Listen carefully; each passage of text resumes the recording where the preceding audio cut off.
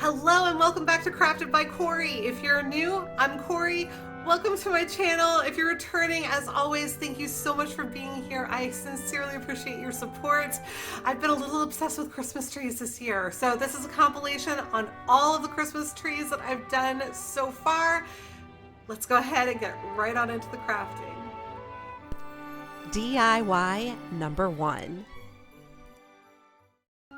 So I am using my Fern chalk paint on these Dollar Tree foam. I'm going to call them trees because I don't know what else they might be. I guess they could be Christmas or Christmas cones, ice cream cones. I don't know. It's the only other thing that I can think of. But I have this awesome wrap that my sweet subscriber Rose sent to me. She sent me a whole bunch of craft supplies. So thank you again, Rose, for your generosity. But I'm just going to wrap this first little tree with this, I'm going to call it bling wrap for lack of a better term. I decided I wanted to do some glam Christmas trees. I don't normally do glam. I do like bling every once in a while, so this is my blingy Christmas stuff. So once I had the base of this wrapped around, I went ahead and started trimming off some of the excess because this obviously does taper as it goes from the bottom up to the top, and so I wanted all of this to lay as flat as possible. So it was a little bit tedious, I'm not gonna lie, but I just kind of took my time with it, trimmed it up where I needed to, secured it with hot glue as I went so that it made sure that it was holding, and we made it work. So you can see all the little trimmings there on my table. Once I had both sides of that trimmed down, I went ahead and sealed up that seam. And then I decided I was going to cover the bottom half with another layer. And this I just overlapped in the middle. I made this one a little bit, I didn't take as much time with this one. I decided it was going to be okay if some of it was overlapping in the back. So I didn't cut off quite as much, and I was really okay with that. So if you really want to have at it and make sure that the whole thing is just a little minimal seam down the back, you can certainly do that. But I trimmed off some of the excess along the bottom and just kind of made like a little bit of a jagged edge like you might expect with a tree anyway. And then I put a smaller piece up at the top, and that was that for that tree for right now. So our second tree, this is also from Rose. I am using these little pearls. They're so pretty, and I'm just gluing down the string on the strand of pearls to adhere to the top. And then also from Rose, these fun little crystals I am securing at the top. Trimmed it off, and I'm just going to wrap this string of beads of pearls, excuse me, all the way around the tree as many times as it'll wrap, and then I'm securing it with some more glue at the bottom. So there's our second little tree.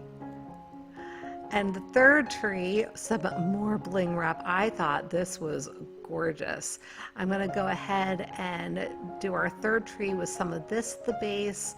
So I'm going to secure it just along the edge with the hot glue. Get that wrapped all the way around the bottom. And as you can see, the styrofoam kind of has like a crease in it. It's not really a crease, it's got an indent at the, so I'm using that as the back of each of my trees. So wherever I'm starting with my seams, I am starting at that kind of indenture at the back of the little trees. So just getting that all sealed down. And then I decided I was going to use this other bling, I don't know what you would call this. It's almost like a little dainty bracelet kind of material, but it's all little crystals, and it's so pretty and shimmery. So I'm using this as you might a garland on your Christmas tree, and I am just draping it and just using a little tiny bit of glue at each of the little points where I want it to be draped. Putting one of these crystals on top of this as well. I am going to be coming back to this. I had something in mind, but I was too excited to see how these would stand up. So I went ahead and took a skewer for each of these little trees and putting it in the center of the tree. and just trying to see how they will look once I have them all standing.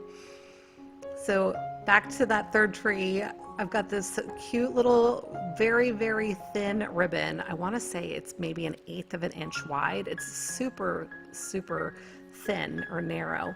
And I'm creating little tie your shoelace bows. That's all these are. So it's just tying a little bow, clipping it off, tying a little bow and clipping it off. And then I'm securing them at each of the little peaks on our garland. So anywhere I glued the garland to the tree, that is where I fastened a little bow. And now I've got these, I think these are actually candle holders from the Dollar Tree, and I've got some Dollar Tree stone, and so I'm going to use these as our little pots for our Christmas trees. So I just put in a bunch of the stone and I worked the little skewer down into the stone, and that's just plenty sufficient to anchor the trees and hold them upright.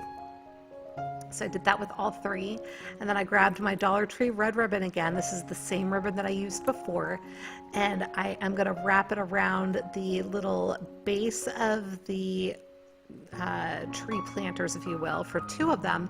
And then the third one, I decided I wanted to wrap it around the middle where my little bling wrap overlaps on the center of that tree. So I'm just wrapping it. I'm hot gluing just the what would you call that? I want to say strand, but that's not quite what I mean. I'm at a loss for words right now, but you know what I mean. So I'm wrapping it, gluing it, just a single band. That's the word I was looking for. So just putting a red band around it. And then once that is secure on each of them, I do come back in and create a little bow that I then adhere. So here we go. Looping, looping. So it's basically just making kind of like an X with the 2 loops, right? And then taking a third piece and wrapping it around the middle and securing that with hot glue. So once I did that, I went ahead and secured it to each of the little seams on the bands. So those seams, those I put in the front of the little trees, right? And on the front of the planters, because that's where the bow is going to go. And then you don't see a seam at all because the bow is hiding it. And then I went ahead and I trimmed off all the ends, and they were all set and perky and ready to go. So let me know what you think of these too.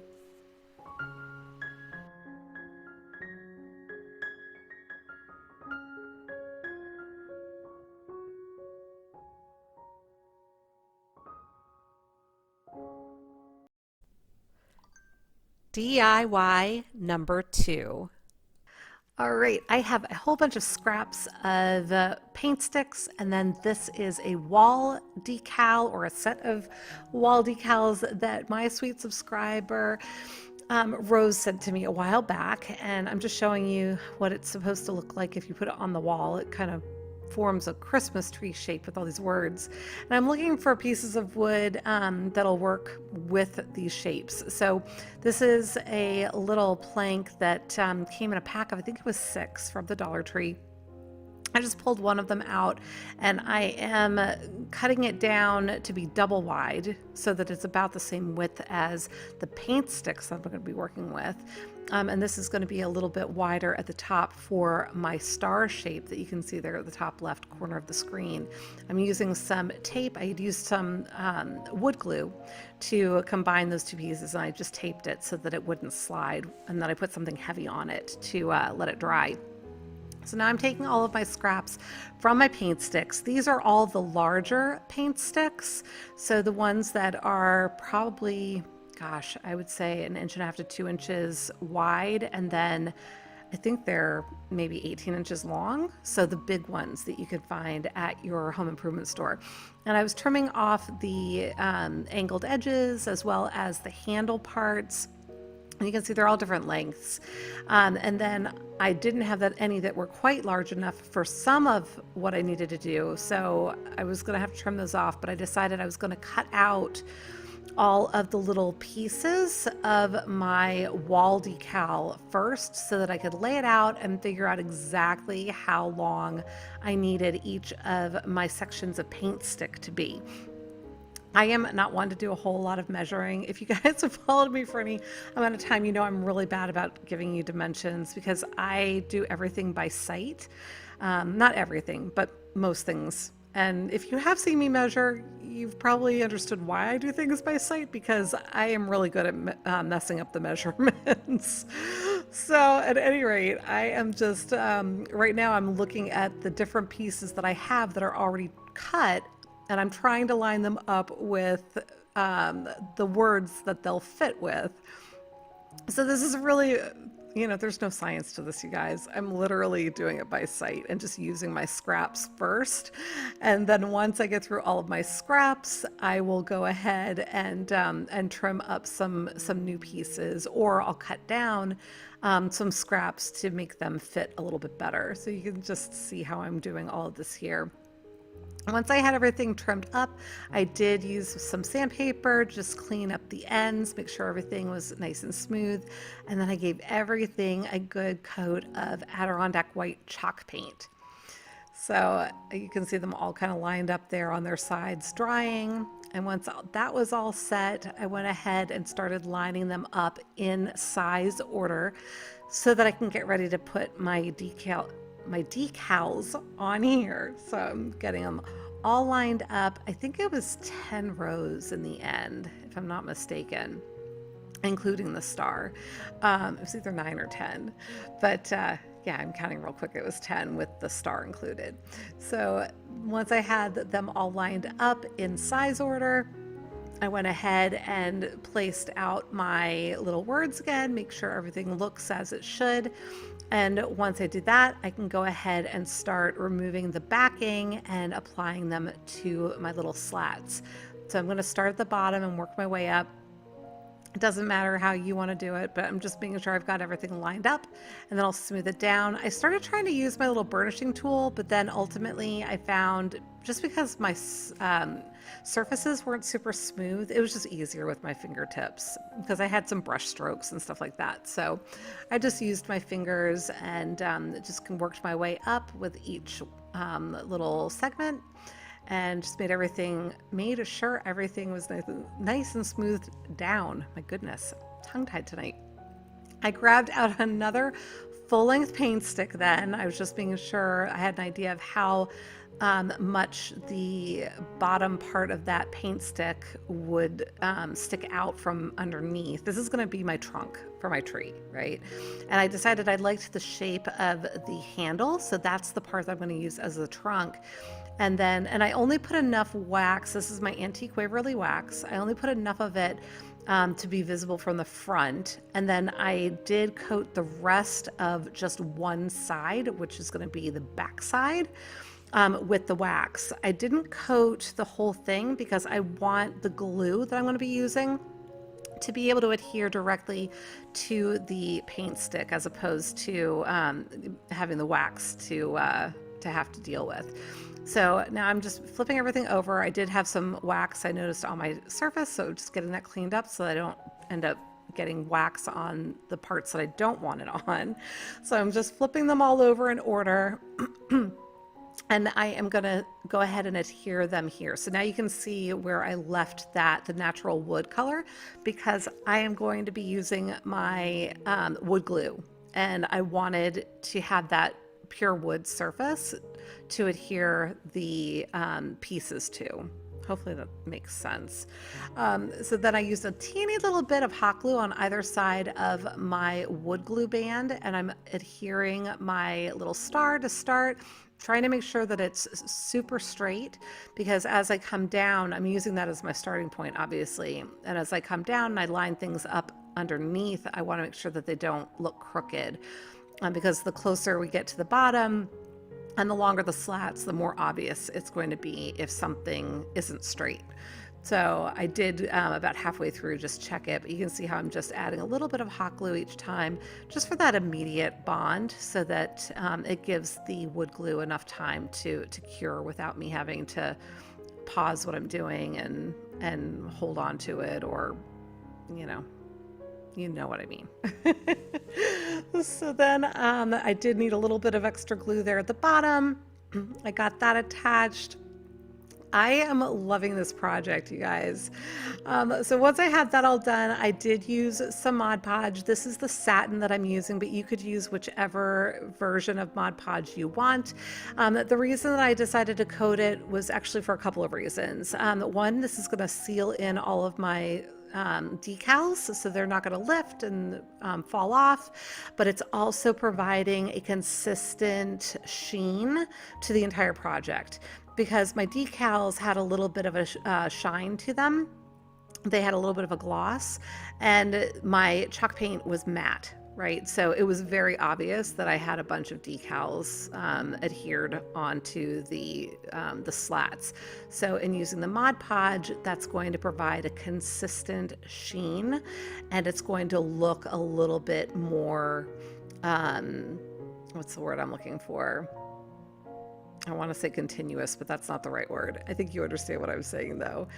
But I love this. I hope you love it too, but let me know what you think. And I'm going to show you on display right here.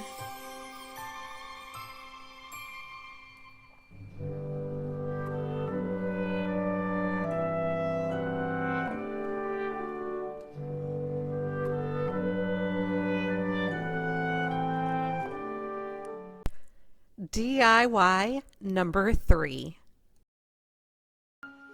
So for this project, I am using one of these styrofoam trees from the Dollar Tree, and it had this like seam in it, and I decided I didn't like that, so I was going to try and spackle it. So yeah, I don't know. It camouflaged it a little bit. I don't know that it would have been worth this effort. Of course, then I decided I'm going to spackle the whole thing. You do not need to go to this effort. You certainly can if you wish, but probably not necessary. Once it was completely dry, I gave it a good sanding just to get it nice and smooth. And then I gave it a good coat of Adirondack white chalk paint by Home Decor. So once it was all dry, I came in with my Mod Podge. I'm using a matte Mod Podge. You can certainly use gloss if you prefer. I've got some water there with a paintbrush, and I have my tissue paper. This is also from the Dollar Tree. And I am just tracing around the areas of the tissue paper that I want to cut out. I'm actually going to rip it. When you're decoupaging, if you rip your paper, it is less noticeable around the edges when you decoupage it. If you cut it, it tends to be much more apparent. You can see those cut lines. So highly recommend that you rip it. Now when you use the water like that, it just allows you to rip it in a much more controlled manner. So I'm applying some of my Mod Podge, putting down my tissue paper pieces, and then coming back over it with more Mod Podge to smooth it down. And working with smaller pieces like this, if you haven't done Mod Podge before, this just makes it much easier to avoid wrinkles and bubbles and the like. So just working my way around, and especially with something like this, it's tapered. It's, you know, it's almost impossible not to get wrinkles if you try to put one major sheet on here and want it to look the way that you want it. So now I'm using a wood bead and then this little tiny wooden disc, and then I'm also going to use a larger circle of wood as well in a moment. I'm just trying to make a base for my Christmas tree, and I was thinking if I had that little circle, it would have more grab power for the tree, and then I decided I was going to do it this way. So I have my round circle on the base. That's going to be the base of my tree. I stuck a skewer in. I kind of abandoned that little piece, that little round piece of wood, and now I'm just tucking this down into the tree, and you can see it stands up quite nicely. I'm just going to give that a coat of white, and we'll be all done.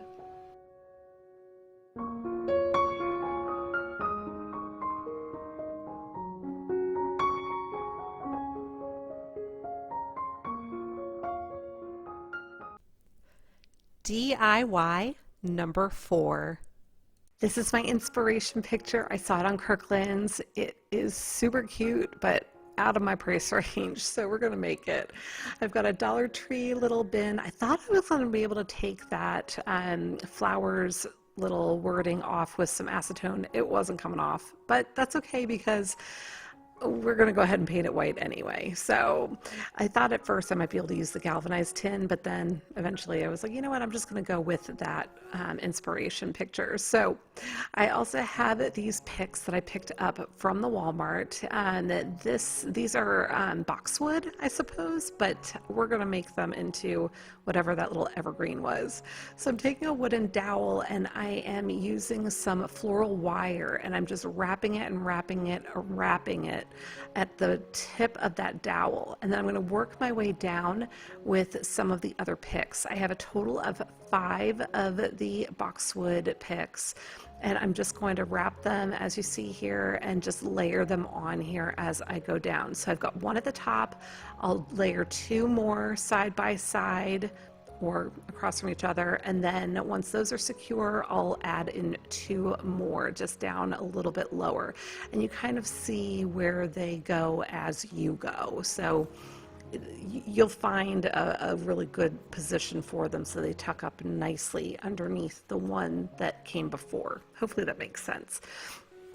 So once I got them all nice and secure, these actually do have like little divots in the stems.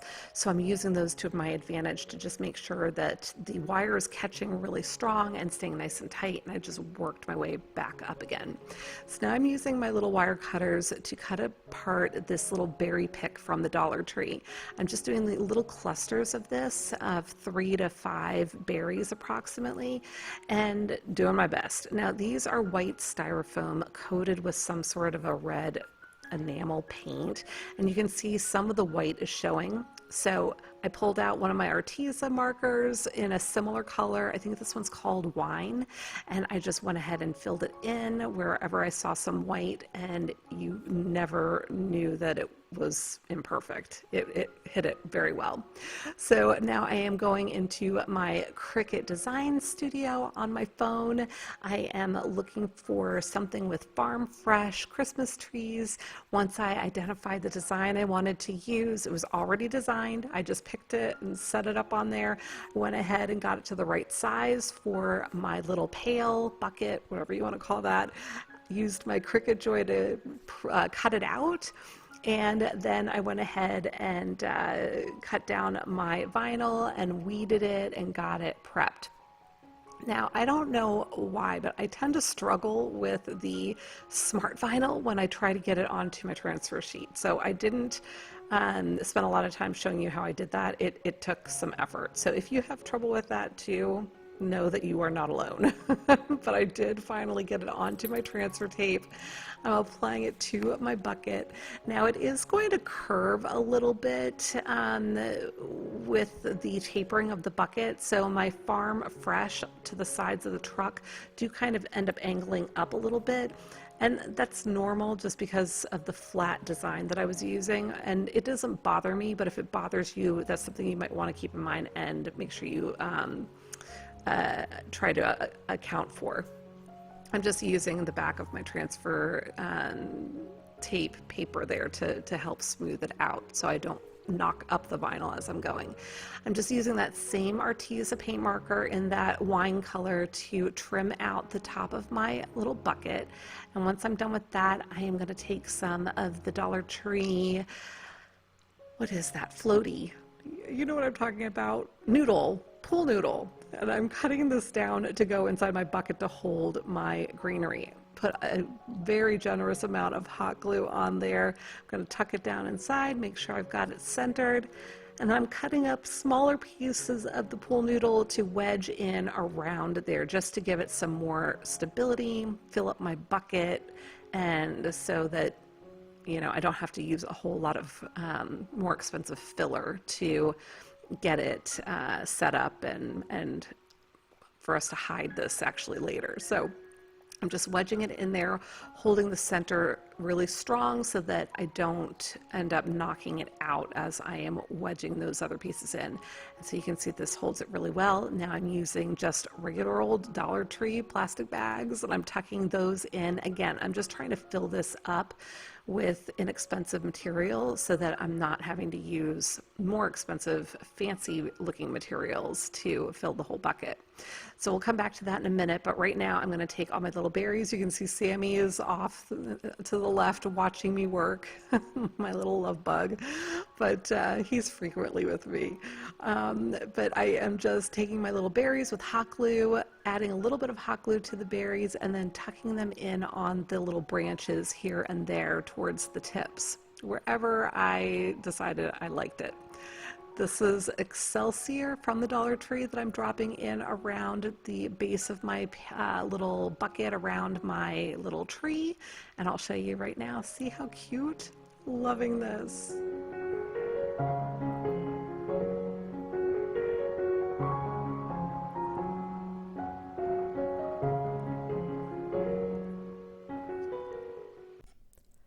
DIY number 5. All right, this is a frame that my subscriber Rose had sent me. I had no idea what it was at first, and then she shared that she likes to put fabric around it to make Christmas trees. I was like, oh, you know what? I'm going to treat it like a wreath form, and I'm going to make a Christmas tree out of it. So these are from the Dollar Tree. They are basically like, I don't know, they're wired little green, evergreen stuff. I'm sure you guys have seen these before, but I'm using them as pipe cleaners or as chenille stems, right? And I'm going to be putting one at each intersection of this, what I'm going to call a wreath form, okay? And then you can see on my right there, I have some Deco mesh from the Dollar Tree. And then on the left, you see I've got some ribbon from Kirkland's. So these are the items that I'm going to be using to decorate and create this little Christmas tree. So once I have all of those, I'm going to call them green stems affixed, I am now ready to go with the Deco mesh. So I'm going to use both of these colors together at once. I'm going to grab them and I'm going to inspect the ends of them and just trim up the ends and make sure that they are nice and even and ready to go. So you can see me kind of cutting that off, because sometimes they're a little bit messy when they come out of the package. So I just want to make sure that I started clean with them. I'm gathering them up in my hand, and you're going to see here in a second, popping them into the top, and I'm just going to twist and twist. See there? So it's holding on to my Deco mesh. And I'm going to make kind of a little bit of a bubbly, oh, goodness, I'm tongue-tied, bubble, and bring it down into the next greenery stem thing. I'm having a really hard time coming up with words for these things tonight, you guys, as I record this, so bear with me. But I'm just going to work my way from the top of the tree all the way down around the tree from top to bottom. So I'm just hitting each of the stems, greenery stems, as I go, popping it in there, twisting it a couple of good times, right? So it's going to be nice and secure, and then just continuing all the way down around to the base of the tree. So I have done a lot of wreaths with Deco mesh in the past. I was on a big wreath kick for a while there. So this is pretty much the same method that I use, but normally with chenille stems. I guess if you use a working wreath, they have stems that are kind of like this. So same idea, if you've seen any of that done. And we're just building a Christmas tree with it instead this time. So once I've gotten myself worked all the way down to the base, I'm just making sure that everything is flat on the bottom and it's going to stand up for me properly. I don't have anything at the base that got stuck there, and got all that sorted out. So now I have my 2 ribbons that I had selected, and I decided I was going to grab a third one. These are all from Kirkland. If you've followed me for a while, you know I love the Kirkland ribbon. If you're not familiar with it, it's Costco's brand. And from what I understand, other wholesale clubs have similar types of ribbon, but I find it to be the best deal. So this is a little square, not square, it's a rectangle of cardboard that I had cut out a while back, and this is what I use to create my lengths of ribbon. So this is 6 inches tall, my cardboard piece, so it's going to be creating 12-inch lengths of ribbon. So I'm going to wrap it around and around until I get to a point where it's probably thick as it needs to be for me to be able to still cut through it. And then I'm going to go ahead and cut through the top. Once I have that, I'm going to fold the ends in half and I'm going to dovetail them. I just like to do it all together at once because I find that it saves me time rather than trying to do them individually. So get all those dovetailed and I'm going to set that aside. I'm going to actually count them because then I'm going to do the same number of the other two ribbons. So did the exact same thing, wrapped it around my little card and then cut them and dovetailed them. So now I'm going to take one of each color and I'm going to randomly put them together at an angle, so angled off of each other, pinched it in the middle as you saw, and I'm going to tuck these into my greenery stems now and twist those off. Now I'm going to do that again randomly, mixing the ribbons as far as what's on top just to make it look a little bit more interesting and not super uniform. And I'm going to work this all over the tree. So the same way we did with the Deco mesh, you can see we've worked it all over the tree here. And usually with wreaths, when I do that, I'll then twist the ends in and tuck them in. When I say the ends, I mean the greenery stems. But in this instance, I didn't because it helps it look like a little Christmas tree. I was just trying to show you at the top there, I did a double set of the ribbons at the top just to kind of finish that off. And then I've got this Dollar Tree little, you could call it a star or snowflake, and I'm going to use that for my little topper. And I'm just kind of tucking the greenery stems up into the star. But let me know what you think of this.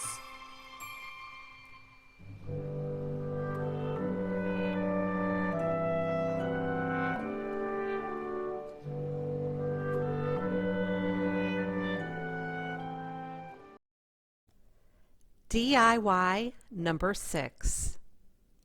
I have one of these styrofoam cones from the Dollar Tree and a whole bunch of garland also from the Dollar Tree, and this is a wired garland, and I am just going to be using a little bit of hot glue at the top, and once that is cool enough for me to manipulate it, I'm going to go ahead and start wrapping the garland around. So using a little bit of hot glue here and there where needed just to make sure that it's secure. I was blowing on it trying to get it to cool, but we're just going to wrap this all the way down the whole length of the cone. And this was, I had started out with a piece that had already been partially used, and so I ended up using about 1.5 of these garlands, and they were 9 feet long, so I'm guessing somewhere between 13 14 feet of garland. Now I probably could have used less. I was really tucking it up underneath each row to just make sure that it was nice and full and that I wasn't going to have any gaps, nothing showing with the foam that was underneath. But you could probably get away with just a single strand if that's all you have in your stash or all that you would like to use. So now as I get to the base here, I'm going to be using a little bit more hot glue just so that I make sure that it all stays put. So not just at the end there, but then also in a couple of places around the base, just so that it doesn't slip off and everything is nice and secure. And so once I have that all set, I've got my little tree. I am going to just make sure everything is, kind of evenly distributed. I'm going to floof it up a little bit. Now I'm grabbing out of my stash one of these these are ornaments, right? I just took the little top off of it. It's a little red star, and then this is a piece of birch wood, also from the Dollar Tree, from a pack that I've had in my stash for some time. Just going to glue that to the bottom, and we have our little Christmas tree. And now I am taking it from my stash. This is a skewer that I've been using for other things, usually to just let paint dry on like beads and things, so it's not real pretty, but it's still functioning. So I just cut off a little piece at an angle and inserted that into my star and then down into my tree so that we had it all set. So now if you don't have a foam or a styrofoam cone, or if you can't find one at your Dollar Tree, you can certainly make your own cone with cardstock. So I'm going to show you, we're going to make exactly the same tree, but using cardstock instead of the styrofoam cone. So you're just going to take that cardstock, and as I showed you here, make a cone shape. I'm going to trim off the bottom of it and just start trying to get it so it's even. I ultimately did bring out my little ruler and I measured off, I think like 7.5 inches. It doesn't matter whatever length you want to measure it down to, but I just, or maybe it was 7 even. But I just measured a little bit of a notch all the way around my cone so that I would have, an even bottom, an even base. So once I had that done, I grabbed this is just a scrap piece of foam core board. You could use another piece of cardstock. I just wanted it to be a little bit sturdier. So I cut it out with my X-Acto knife, and now I'm going to glue my little cone onto the base that I've created here. Just putting a little bit of hot glue all the way around the edge, and I'll set that down. Once I have that secured, I'm just using one of my finger protectors to make sure that it's getting where I want it. But once I have that secured, I'm going to go ahead and I'm going to trim off some of the extra cardstock with my shears, and then I'm just going to seal it up with some extra hot glue just to make sure that it's not going to fall apart on me. And I did that all the way around that edge. And now, same process. I've stuck a little bit of glue inside that little hole at the top, and I tucked my garland in there, and now I'm just going to go ahead and wrap it all the way around. And I have to say, I think I actually liked the shape of this tree better than the one where I used the styrofoam cone. So for what it's worth, this is not a bad method. It actually might be a better method for this particular project. And then, so if I have to use another one, which I did for this, because this is a little bit wider than the styrofoam cone was, and you know what, I thought it was going to be shorter. It ended up being exactly the same height.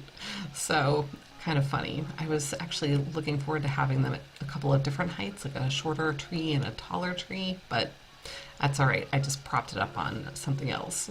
So same exact process. I put a little piece of birch wood on the base to use for the trunk, and I'm applying another little star to the top. And here you have it, our 2 little Christmas trees. Let me know what you think.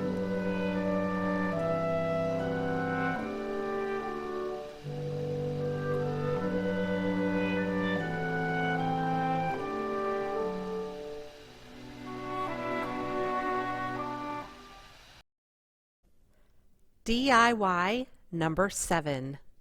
For this, we are going to be using the polymer clay again, and this was supposed to be a really cute and easy project, but it kind of went sideways. You'll see what I mean, but it was using the red and the white. I created 2 little balls of clay. They were supposed to be the same size, and now I'm using my blade to cut each ball into 6 slices that are supposed to be the same size. So I did pretty well with this part of it. And once I had all of that done, I needed to piece them together, alternating the red and the white. So we were actually going to have 2 of these and alternating red and white, 6 pieces each. And then I was supposed to use, so I'm rolling them together a little bit just to get them to be cohesive. Then I was supposed to use like a plastic lid, but I didn't have a plastic lid handy. So I went ahead and tried to use, you're going to see in a second, this bin that I had on hand. I was like, oh, well, maybe this will work. And yeah, it wasn't working. So I pulled out a glass piece that I had with a flat bottom and tried to do it with that. And yeah, it just wasn't working the way that I had envisioned or the way that I'd seen online. So I was like, well, let me try the second one and see if I can get this one to work. And they're supposed to be like those little Starlight mints, the little peppermint candies that are swirly. And yeah, I just wasn't really happy with these at all. So I mean, I guess they look kind of cool, but wasn't quite what I was going for. So I ended up giving up on it, and you'll see in just a second, I'm kind of like, well, what do I do? Yeah, no. So I smushed them together, and plan B is this inspiration photo. So we're going to be making this little Christmas tree. So I went ahead and took that red and white that I'd started to smush together, and I liked the marble effect, so I went ahead and went with that. But one thing I learned about polymer clay as I was trying to figure out how to actually work with it, because I did a little research and trying to figure it out, is that you can mix all of the colors together to create unique colors. So now I've got this whole rainbow there, right? But I could actually create additional colors by mixing the clays together. So that I thought was really neat. Now I'm rolling this out, and it was just getting too thin. And so one other little trick I had found online was to use popsicle sticks or craft sticks alongside of it, and use your little rolling pin, which for me this happens to be from a Deco mesh spool. I just saved it, but hey, it's working fine. And rolling it over those craft sticks helps to keep it a uniform thickness, and it worked great. So I'm just using different colors, and here you can see me rolling out a teeny little snake again, because I figured, oh, I'll use this as making stripes on my dark green. I'll have light green on my dark green. And I just did a whole bunch of different patterns and colors, and then I went ahead and kind of rolled that in to the dark green just to make sure that it was one. I made my little base. This is purple. This was out of a bunch of leftover scraps that I had that I wanted to be able to use. And then I made a bunch of little divots, and I'm putting little Christmas balls on this layer in a couple of different colors. And yeah, I'm just having fun with it. It was reminding me of my Play-Doh days when I was a little kid, or when my children were little. It's been years since I've done anything with Play-Doh or clay. I mean, well, I honestly haven't really worked all that much with clay. So I just recently worked with clay for my little critters.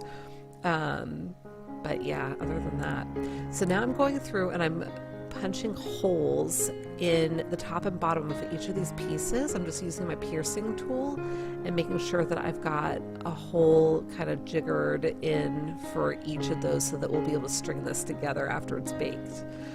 So now that it's baked, and I don't know if you can tell that I did overbake these a little bit, but my little snowman's off there in the corner, so you can kind of see him too. But I am stringing these together using some of these gold beads. So I am putting it up through the hole, putting a bead on, going back down through the same hole, so it's locking the bead in place. Up through the hole, bead on, down through the hole, same hole, and that bead is just getting locked in place that way. And that's what I did all the way up the entire length of the little tree, right through to the tippy top of our star.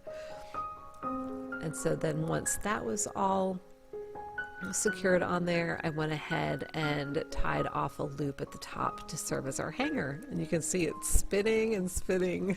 This is such a fun piece. I really enjoyed making this, and it's a lot of fun, but it's kind of hard to show.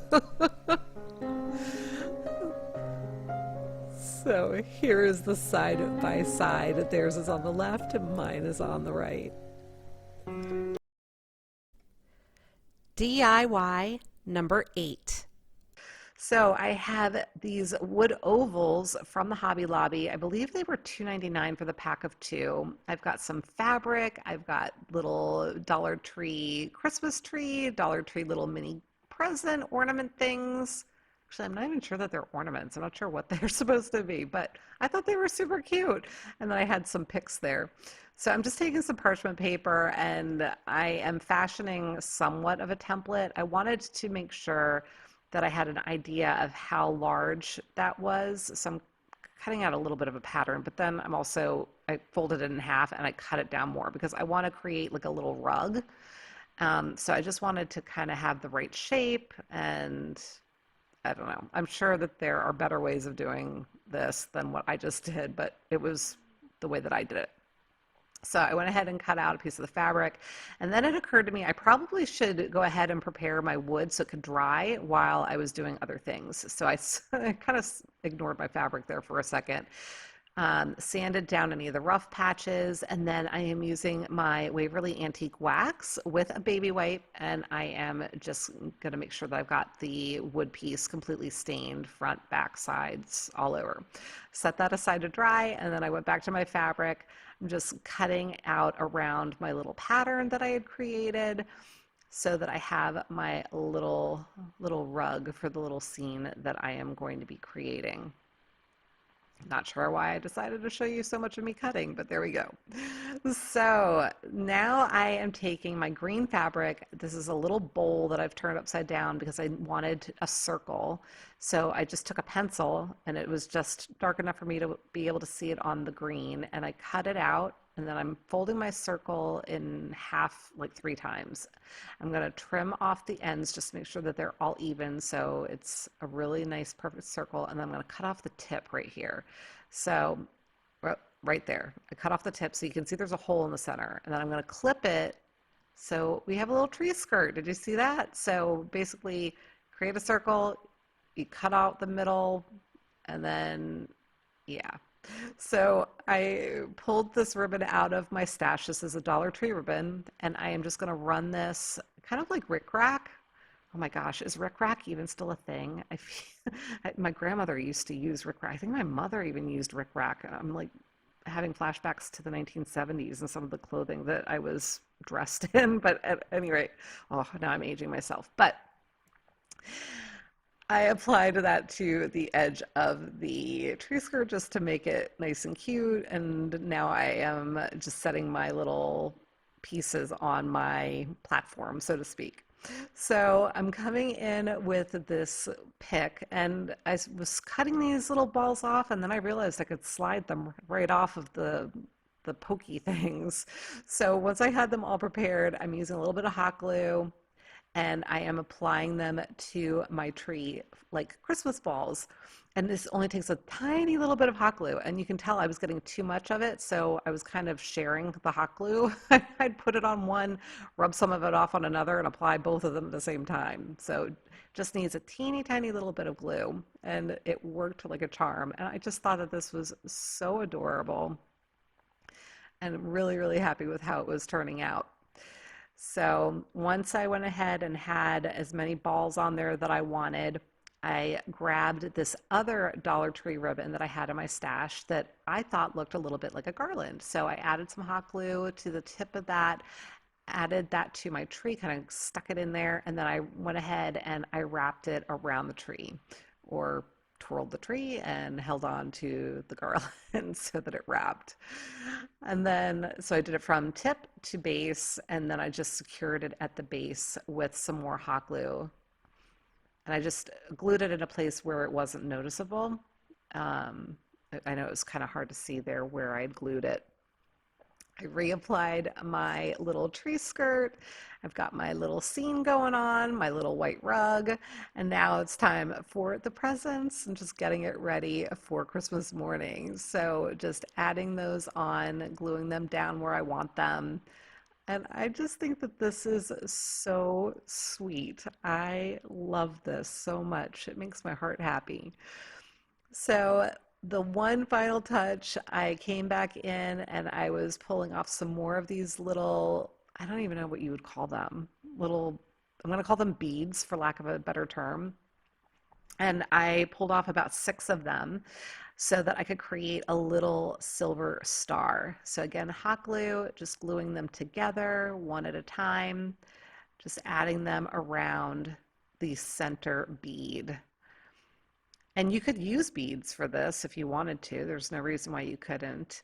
It doesn't have to be this styrofoam glittery stuff, right? So whatever you might have in your stash, I'm sure you've got something that you could use. And then adding some hot glue to the tip of my tree and applying my little star. And this one is all wrapped up. Love it.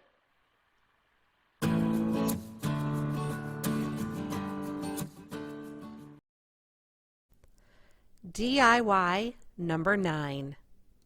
So I'm cheating a little bit on this one because this wood has already got white on it, but and Jackie and I were supposed to be using raw wood for these projects, so hopefully Jackie, please forgive me, because I've had this in my stash and it was the perfect size for what I wanted to do. So I did go ahead and paint the rest of it white. I gave it a dry brush a little bit to just make sure it had kind of that texture of the paint on all surfaces, and I measured off the middle and knocked in a nail, and then I'm just going to continue to bang in nails here in the shape that I want. And you know, it's kind of funny, as I was doing this, it didn't occur to me that it was impacting my camera, and so you can see my camera kind of moving as I am doing this, and eventually I was like completely out of the frame, so forgive me in advance. But essentially, you can see here I am creating little Christmas tree shapes with these nails. I am going to be doing string art with different types of baker's twine and regular twine, and I had seen some of these online. I'm trying to remember where I saw them. They might have been on Etsy or oh my goodness, Pinterest. I'm not sure, to be quite honest with you, but I had seen them and I thought, you know what, that'd be so fun to try. Now, I've never done this before. This is a brand new thing for me, so I do not know if there is a method to how you should do this. I was just kind of doing it the way I thought might work. So I came in first with this green twine. This is the same twine that I had used on the Farm Fresh Christmas trees project, and I'm just kind of going with a kind of a cute pattern going on a diagonal across the tree, and then came back up and did the opposite diagonal, and I thought it looked pretty cute. Now, if you have done this before and you know that there is a process for certain patterns, leave me a comment and let me know, because I really would like to learn how you're supposed to do this if I'm doing it wrong. But I went ahead and worked my way back up to the top where I'd started. I tied off my ends together and then I tucked them down underneath after I trimmed it off a little bit. So got that all in there. And then I went on to the next tree. So I'm using a different color here. You can see it's a green and white baker's twine that I used on that little tree, and it's got a different shape to it, and I kind of went out from the middle to do the branches. So everything kind of came out from the middle on this one, and just worked my way around and around. These nails have little heads on them, which help to grab the twine or the string or whatever it is that you're using. Now, to be honest, I used the little nails that I had in my stash. I probably could have done with nails that had a slightly larger head on them.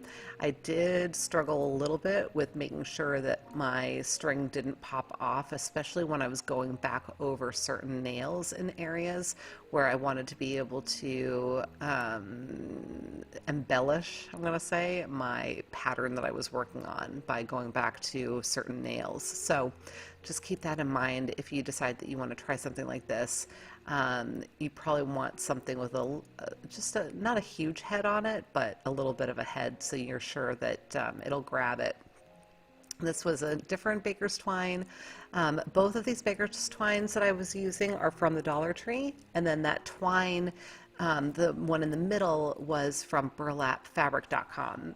And then I'm using just a regular twine for the base of my middle tree to give it a little, I don't know if that's like a bucket that it's sitting in or if it's actually a stem. I don't know, or a trunk. I don't know. I haven't decided. But then I decided to dress up both of the sides with some more of the twine that was used for the center tree.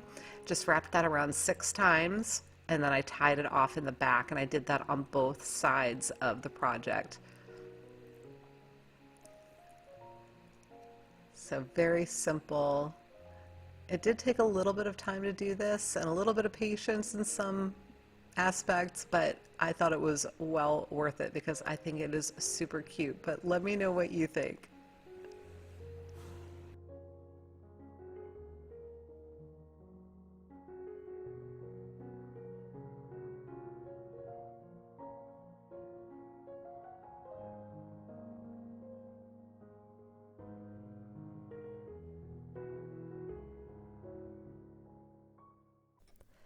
DIY number 10.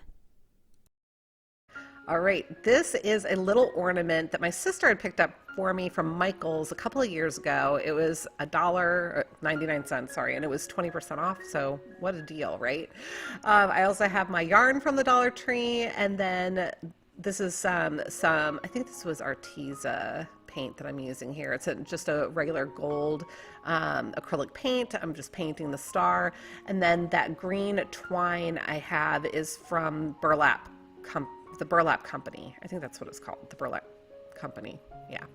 So at any rate, I am wrapping the base of my tree with that kind of grayish, brownish, taupey colored yarn. I used a little bit of hot glue on the back and then kind of covered it up with the yarn itself. I'm just picking away little pieces of hot glue that were sticking out. And I'm going to put the hot glue, I'm going to hot glue along the bottom edge, just so that I've got this completely covered.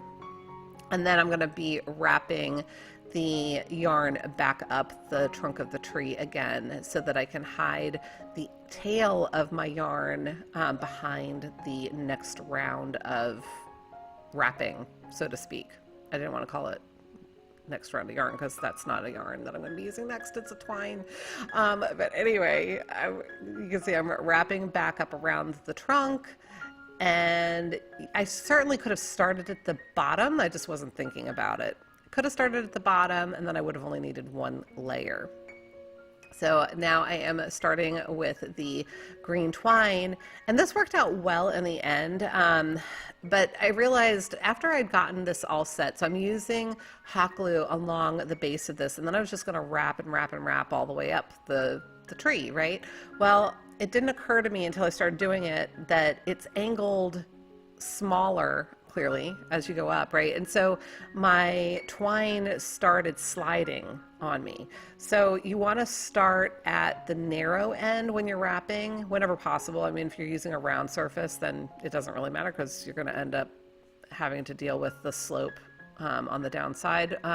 But if you have the ability to start at the narrow part and then move towards the wide part, it's just going to help you. It's going to be a lot easier. But having anchored this piece at the beginning actually worked in my favor. So I went ahead and I just finished off that first round. And I say it worked in my favor because it gave me a stopping point and my yarn wasn't going to slide down over it. Not yarn, twine. Hopefully I'm making some sense here. But I'm going to go ahead and start now at the top. I glued it to the back, and now I'm going to kind of wrap around it, and I'm hiding that tail underneath my wrapping and just making sure that it's pushed all the way up underneath the star there so that there isn't a visible piece of naked wood, so to speak. I'm just going to wrap and wrap and wrap all the way down this tree. Now, as I got to these corner pieces, obviously it cuts back in again, right? So I am going to anchor my twine at those corners on front and back because I don't want it sliding down on me at all. So I'm going to anchor those with my hot glue, and then I'll be able to just continue wrapping down the length of the tree.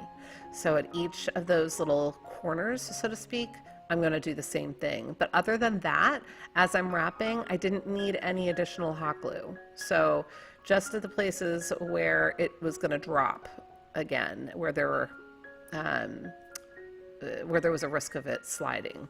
So once I got it all wrapped down to the end, I'm going to put a little bit of hot glue underneath. This is at the bottom, or excuse me, on the back.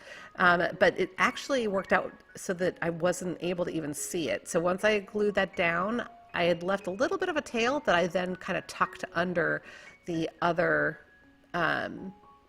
rows, And there we go. So now I decided I was going to add a little bit of bling for some contrast, right? And so I put a little blingy star from the Dollar Tree, and it fit on there perfectly. It was the exact same size, and this is done.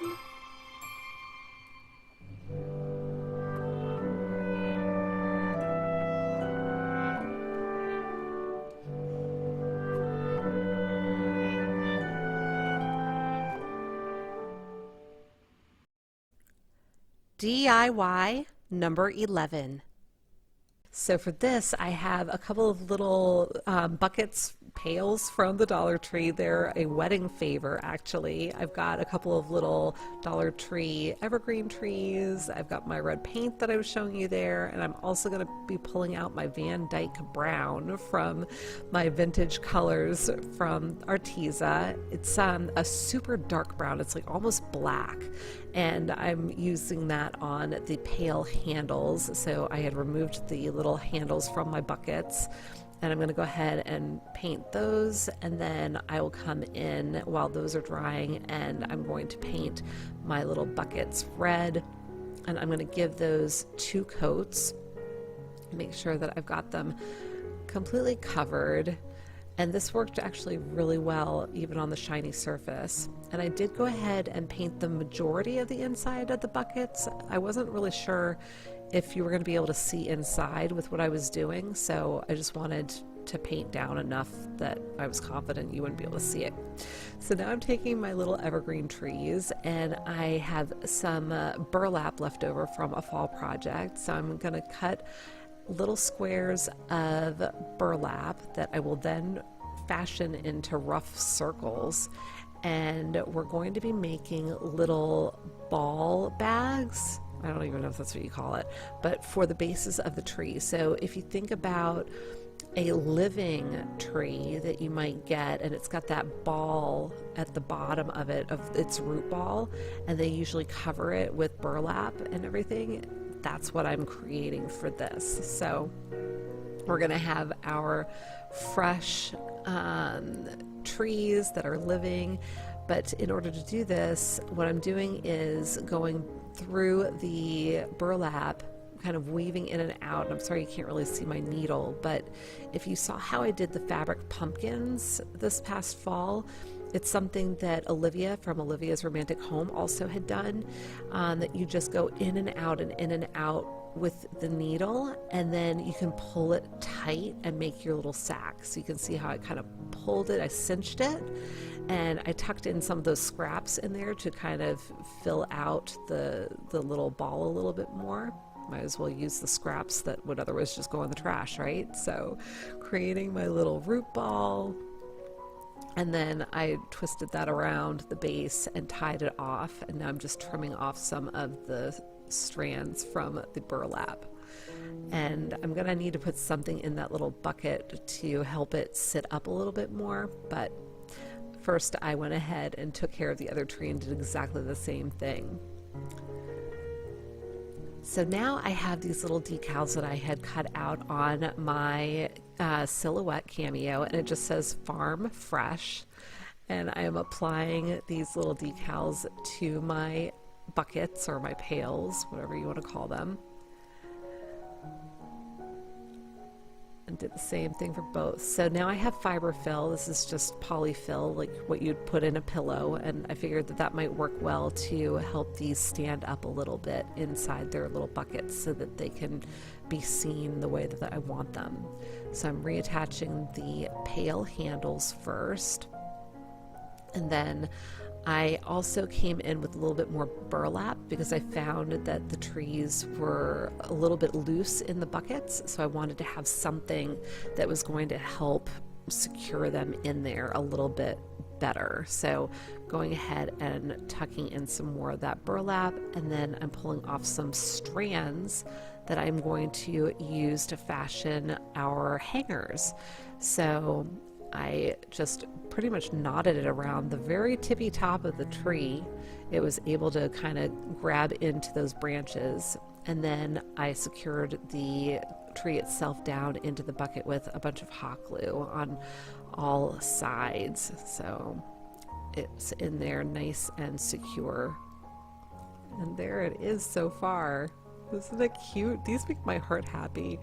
So now I am taking my home decor Adirondack white chalk paint. I finally got some more chalk paint. I was very happy. And I am doing a very, very dry brush on the buckets just to give them a little bit more interest. I felt like they were too bright and red and they just needed to look a little bit more farmhouse. So now I've got my Dollar Tree red ribbon and I am just doing a little simple kind of X bow, if you will. So it's not even being tied. I'm going to use my floral wire in just a second to secure it. You'll see in a second. Here it is. Just like I would with a chenille stem for a large bow. I do have a bow tutorial out there, so if you're interested in that, you can find that. I'll put a link to that in the description box as well. But using that same little wire to attach this and then trimming off the excess and pressing it down so it doesn't get pokey for scratching anyone. And I did the same thing on the other tree. And there it is. Isn't it beautiful? I love these, and they are great for tiered trays too. DIY number 12. All right, I have a little Christmas tree for this one, but it's actually an Easter tree. But I thought, you know what, I like the colors for it, but I seemed to be missing a little foot. And I'm looking in the box and it's not there. I've got two. I'm like, okay, well maybe it'll work with the two. So try, oh, and there it was. It was like in the tree. Leave it to me to not notice that. So at any rate, I was able to get it secured, and then I started pulling all of the branches out and just got it fluffed up. These little trees always remind me of Charlie Brown. Poor little things. They're so naked, but we're going to dress it up. I pulled out a bunch of ribbon from my stash, and I was just trying to decide on which two I wanted to use for this. Ultimately, I did settle on, you can't really see it there, but there's a gingham or a buffalo check that's red, white, and black, and then the green that you can see there that also has the gold trim. So here we go with the buffalo check first. And I'm sorry that I'm a little out of screen here. This was a hard one to try to show what I was doing with the way that my camera is set up. So I apologize. I'm going to do my best to explain. But I am dressing this the same way I would a large Christmas tree. Starting at the top and just kind of weaving the ribbon between the branches and then cutting it off down at the base once I know that I have a length that's sufficient for dressing up the tree. So you can kind of see it there. And I'm going to do that a couple of more times around the tree so that there are going to be 3 ribbons of this style, and then I'm also going to switch over and use the green. So once I have the and I'm going to alternate it. So once I have the buffalo check all situated like I do, I'm going back in with the green and I'm doing the same thing. And now once I have all of the ribbon on my tree, I'm going to create a bow for the top, and I was just wrapping the ribbon together in loops, and I did it, I think I have 6 loops on either side here, and then I also took a length to tie around the middle. As you can see, I did it the contrasting ribbon so that we could have a little bit more interest, but then I'm just going to pull this ribbon apart. Now, you don't necessarily need to use ribbon to tie it in the middle like I did. You could also notch it and use a pipe cleaner, and that would actually make the ribbon a little bit easier to manipulate and to get it like a nice round full bow at the top. I had done this in a way that was kind of thick, so I was hesitant to try to cut through it. I didn't think I was going to be able to manage with my scissors, so I chose to do it this way. Now I'm just using the ends. I'm going to tie it to the top of the tree. I just gave you a quick glimpse of what it was looking like. And now I am grabbing some greenery and some poinsettias. These are from the Dollar Tree, and I am going to add them onto my tree here.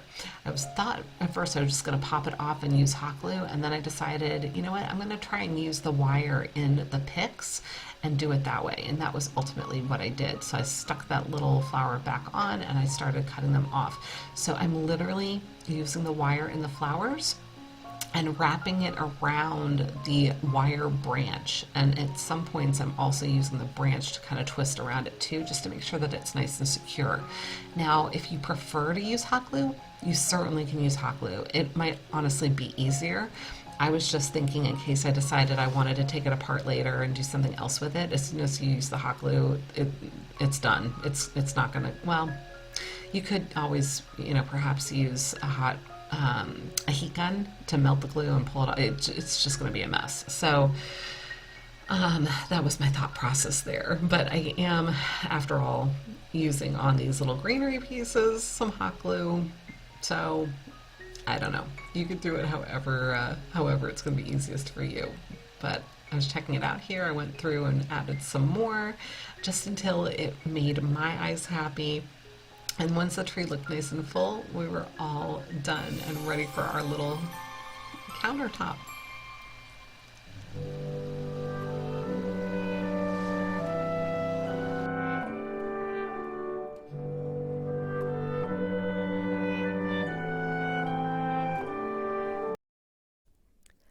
DIY number 13. All right, I have some Dollar Tree canvases, 3 of them to be exact, and some more decals. This is also from my subscriber Rose, so thank you, Rose. And I'm going to go ahead and prep my frames. Now, the window, the clings here, the decals here, these are actually window clings, so they're static as opposed to sticky. So we'll make it work though. But I'm going to go ahead and prep my frames. I'm cutting off the canvases because I'm going to be reversing them. I'm using a screwdriver to lift off all these little staples. It does take a little bit of effort. If you decide to leave the staples, you certainly can. They're going to be hidden. I just prefer to take them up because I'm going to be adhering my canvases again with new staples.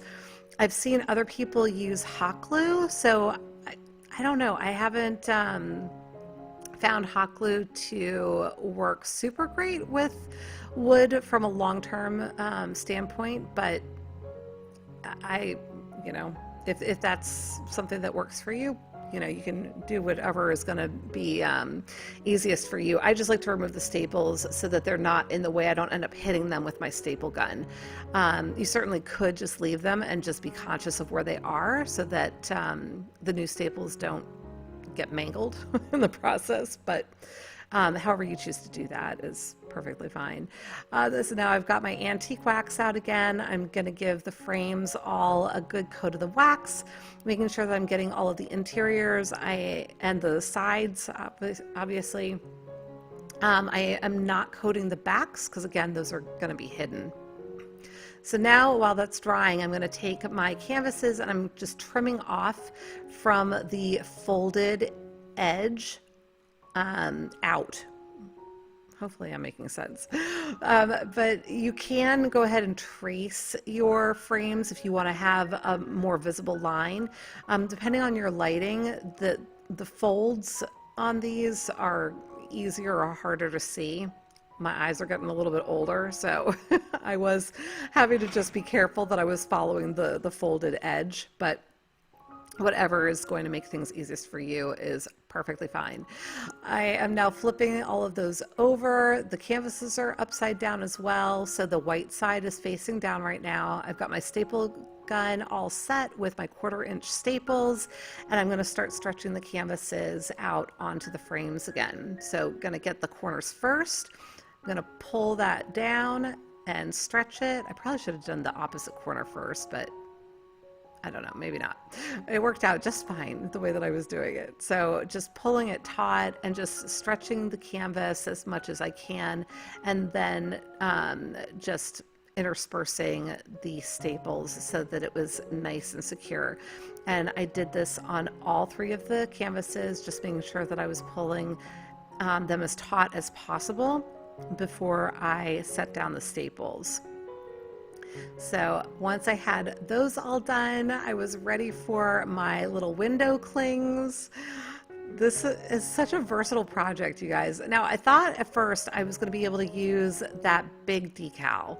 I was really excited because I think it's so cute, and it was just a little bit too wide, like by an inch. And I decided that I wasn't going to use it. I'll save it for another project. And then I just used the smaller little truck. So, you know, plan B, and it worked out just as cute. So I was very, very pleased with the outcome. Now, because these are not sticky, they are the static cling kind, it is giving me an opportunity to kind of place things around and not have to commit. If you guys have followed me for any length of time, you know I don't like to commit until I see everything the way that I want it. So this actually worked out quite well for me because I didn't have to worry about where I was placing things or if they were going to get stuck before I was ready for them to be stuck. So I went ahead and continued to place things around. I pulled out all of those little snowflakes that are on the sheet there and placed those around until I had everything the way that I wanted it. And you know, this is where you can get creative and use as little or as much as you want. And I just think that these are so sweet. So once I had it the way that I wanted it, I went ahead and grabbed out my Mod Podge again, and I'm going to pull up everything here. I was debating at first whether I was going to try and do a piece at a time, but eventually I decided I was just going to give the whole surface one coat of Mod Podge, and once that was coated with a nice even coat, I went ahead and adhered all of my little clings, put them right back where I had them. And then I'm going to go over it again with another coat of Mod Podge, which is going to seal it all in, keep it from lifting, keep it from moving, and also just making sure that everything, again, has a consistent sheen for the whole, it's not a painting, quite obviously, but for the entire piece. Everything is going to have a consistent look, and I'm not going to have shine and then flat areas. And that's what I did for all 3 pieces. And I think this is a great little set, but let me know what you think of these.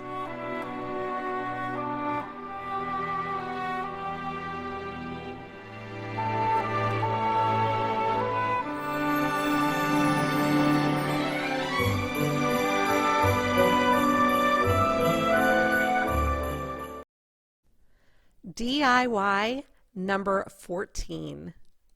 So here is my inspiration piece for this DIY. This one is also from Kirkland's. I am using a bunch of tongue depressor sticks that I had left over, and then also I had a little piece of paint stick that I had as a scrap that I was showing you there as well. I am trying to use my tongue depressor stick as a straight edge here. I'm not sure why I thought that that was it was just easy, I guess. So I'm using my craft knife to score it, and then I'll bend it a little bit, and then eventually I will come in with my scissors. The reason that I like to score it first, I find that sometimes these will split up the length of the tongue depressor stick if I just try to use the scissors. So I'm just looking to keep it nice and neat and clean. So as you can see, I cut those all down. I believe they were 1.5 inches, 2 3/4, no, 2 1/4, 3 inches and 4 inches long. So those were the lengths of my sticks, but you can make them whatever lengths you want. And then I came in with the elephant chalk paint, gave them all a good coating on both sides, and now I'm just dry brushing with my Rust-Oleum white chalk paint. And now coming in with my Arteza red acrylic paint marker and creating my designs on these. So doing my little star at the top, and then I will also come in and write in my merry and bright.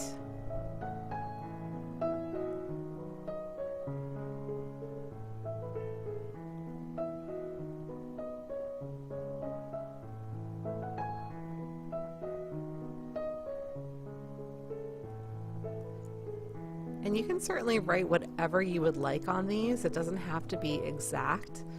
I did start in the middle on that one because I wasn't thinking properly and realized afterwards that the eye was actually not necessarily the center, but I was doing my best to center that word. Coming in with my Star Bond super glue in thick and just placing one little dot of glue on each of my little sign pieces. And then I went ahead and secured the bottom of this now. I was wishing I had waited until after this next step, so if you are going to make this, I recommend you just wait until the end to secure your little tree bottom. This is Mod Podge that I'm coming in with, and I'm just going over all of my red and then giving it a healthy covering of red glitter. And that glitter is just something that I had picked up from Walmart. So going over each of my letters now, and I'm doing one strip at a time because I don't want my Mod Podge to have the opportunity to dry before I'm able to put the glitter on. And because I've got gaps in each of these, it's fine. And then just toss off the extra glitter. You can see I didn't wait long enough for that to cure, but yeah, try and keep it on the paper, not throwing it all over your mat like I just did. But then you can put it right back into your container to be used for another project at a future date. So got all that cleaned up. I resecured my base. And now I am going to secure a hanger for this. Now this little guy actually was standing up by itself. So if you want it for a tiered tray, it's a cute little mini tree, you know, so you could just have it standing on a countertop, but this is ornaments, so I wanted to make it an ornament. And secured my little loop with hot glue, and now just covering it up with some more of the jute cord by wrapping that around a few times until it was nice and secure. And there it is. Isn't it cute? Love ornaments. DIY number 15. So for this project, I have a wood round. It was part of a pack of, I believe it was 3 from the Hobby Lobby. I've had it for a while. And I gave that a coat of my white paint, and then my little Farm Fresh cutout, that's from the Dollar Tree. It was a pack of like 6 different ones, and I gave that a red coat. And then I decided I didn't want the white super white, so I used a little tiny bit of antique wax by Waverly, and I'm going over this with a baby wipe. Once it was dry, I secured my little Farm Fresh sign with hot glue, and then I grabbed some tumbling tower blocks, and I was thinking that these would make good tree trunks. Eventually I did swap that out, but for the time being, I'm just trying to decide how I want to form my little branches for my evergreen trees.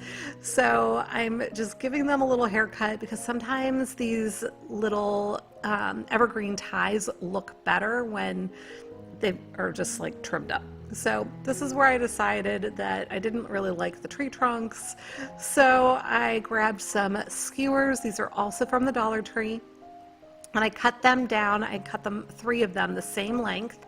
And once I had those all cut, I went over them with the antique wax too, and I made them nice and brown so that they would stand out against that backdrop. So I got all of my little branches ready, and I've got them kind of prepared on my sign the way I want them all lined up, just trying to figure out how they're going to be positioned here.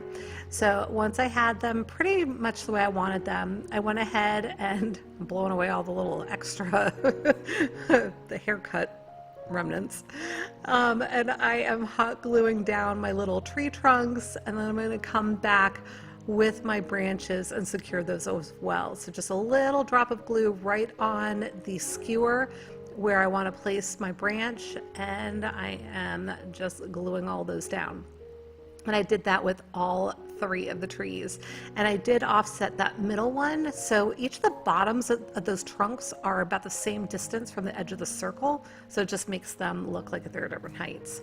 And then I decided I wanted to distress it a little bit with some more white paint on the red, and then I decided I also wanted to make my little trees look a little bit flocked and snowy, so I just went over them with a very dry brush and gave them a little bit of white. And that's it. And I love this one too. Let me know what you think.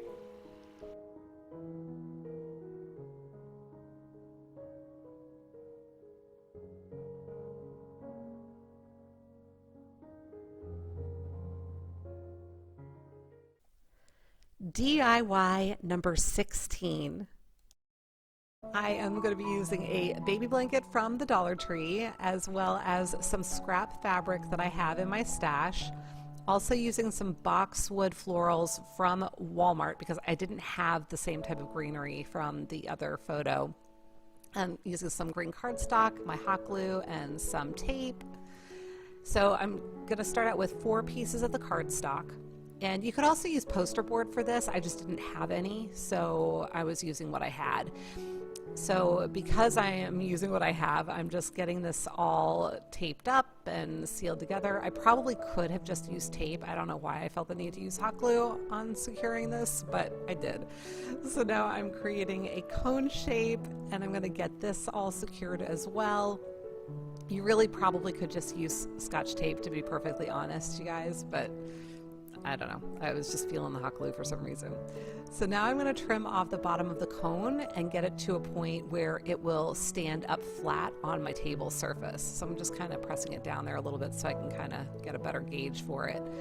And once it can stand up flat, I'm going to prep all of my little boxwood picks, and like I do almost every single time, I am cutting them all apart, and now I'm going to be applying them to my cone a couple of inches apart with the hot glue. I'm just gluing it up at the stem. I'm having them, as you can see, they are going to kind of hang over the edge at the bottom by about an inch or 2, maybe like an inch and a half. And I'm going to do this all the way around the perimeter of the cone. And it just takes a little bit of time because obviously using the hot glue you have to wait for the glue to cool. So you just have to be a little bit patient with it. And then I just continue to do that all the way around the cone and layering up. So each time I made my way around the cone, I would go up a layer and just make sure I was overlapping until I got close enough to the top. So now I'm taking my baby blanket and I'm cutting out kind of a triangle shape. So this is going to be his little hat. And I'm not going to sew this. You certainly could, but I am just going to use my hot glue and just sealing down that one side. And once that's cool, going to flip it right side out. I'm going to use the end of a paint brush just to kind of poke out the little end of that little hat and get it all the way out. And then I'm just making a cuff to finish off my raw edge at the base of his hat. I'm going to glue that down just a tad with the little dot of glue, and then I can put it over my cone over the top. And then I decided to just tie a little knot in the end of his hat because I thought it would be cute. So now taking my scrap fabric, and I am going to just cut basically a square. I didn't need anything quite too large, so just cutting off a square that I thought was about the right size. I'm taking some fiber fill. Forgot to tell you about that earlier, but I'm using some fiber fill.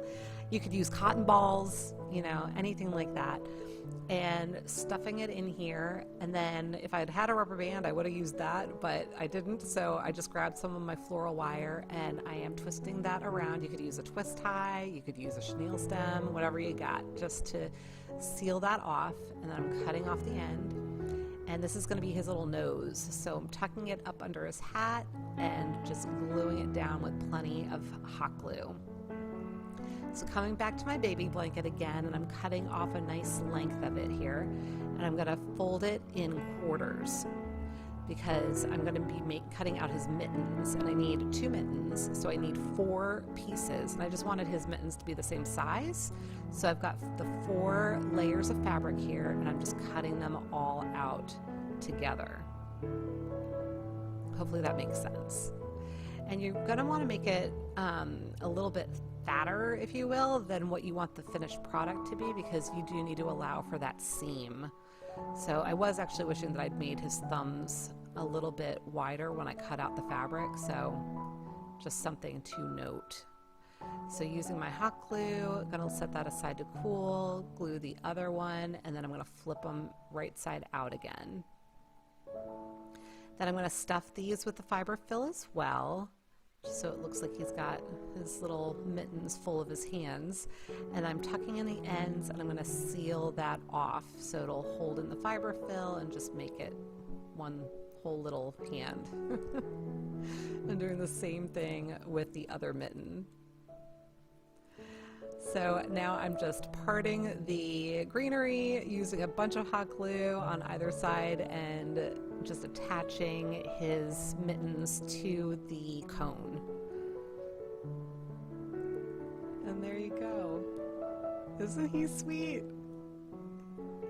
I just think he is the cutest. DIY number 17. So for this project, it's going to be quick and easy. This is a chalk couture project. I am in love. You know, the chalk couture is super simple. It's easy to do. And you know what? I honestly feel like these look store-bought when they are complete. And you know, when there's no operator error on my part because I have, you know, this, I think this might only be the third time I'm using it. So, you know, I had a learning curve for myself personally because I don't, you know, I don't know. I did make sure that I fuzzed it. That was putting it on that little green mat up top. So I had missed that step. I'd forgotten that I needed to do it. And in past projects, and so I did it this time and it worked like a charm. So there, I almost forgot again, right? So I'm going ahead, I'm fuzzing my little pieces, I'm applying them to my sign. So those little stars, I decided I was going to put on either side of the Christmas trees. You could put them over top of the Christmas trees, you could not use the stars, whatever you want. And this is the copper shimmer that I'm using for the stars themselves. And it just goes on with this little squeegee. So it's similar to stenciling, but not quite. So I peeled that off, went ahead and reapplied it on the other side, did the same thing. I'm using the olive shimmer on my little Christmas trees. And then I used the shadow shimmer, which is basically a black shimmer, on my Merry Christmas. And I found that a little of this went a long way, and these transfers can be used over and over again. So while they seem a little pricey at first, when you think about how many times you can actually use them, they're actually not that bad. So now, once it was all dry, I grabbed a couple of large beads, wooden beads from my stash, because I want to create a little stand for this so it'll stand up on its own. I'm sorry that the angle is bad here and you can't see where I'm gluing it, but I'm basically gluing it kind of at the top of the bead and between where the bead meets the cutting board. So once it's all dry or cool, I flipped it back upside down and I'm adding some more glue underneath, and I'm going to hold it upside down so that while it's hot, the glue kind of conforms around the bead to give it extra support. And here I am like blowing on it and willing it to be cool and waving at it apparently. But I think this is so sweet. Let me know what you think.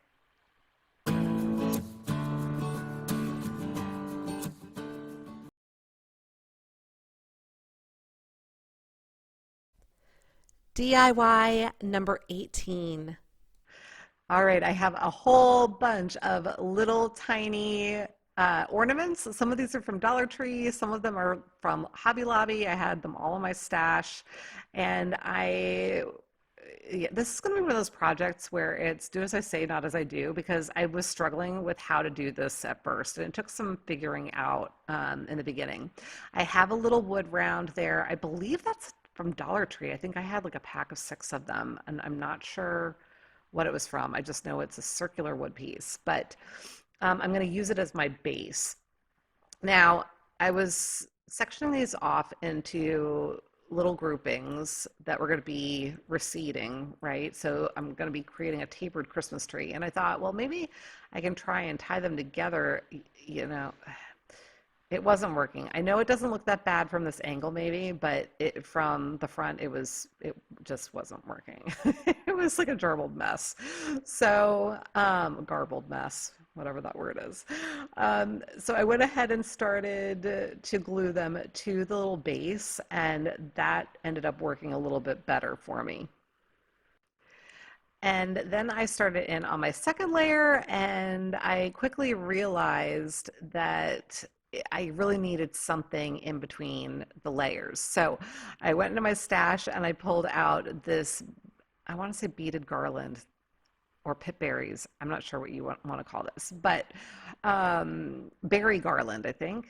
Anyway, I took a couple of rounds of the berry garland and I was using that in between the layers. Now, the other thing that I was thinking might work really well if you have decreasing sizes of wood rounds, that could be really pretty too in between your layers of the ornaments. But the little garlands, the wire garlands, provided just enough support for me between the layers that it worked out just fine. So I had glued the little garland down, and I did that with each new layer. Glued that down, and then added in my next layer of little ornaments. So once I got to the top, I had those 3 there, and then I did not actually use a garland for that last one. All I had to do was take the little cap off of it, flip it upside down, and tuck its little stem inside. And then for the finishing touch, I used one of these little Dollar Tree glittery stars that I think it came in like a pack of 6. And I'm very happy.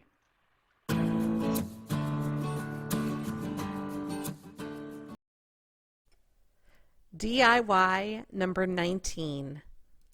So I have a foam. This actually is from Michael's. I think it was like $3. And because I wanted one that's larger than the ones you can get at Dollar Tree.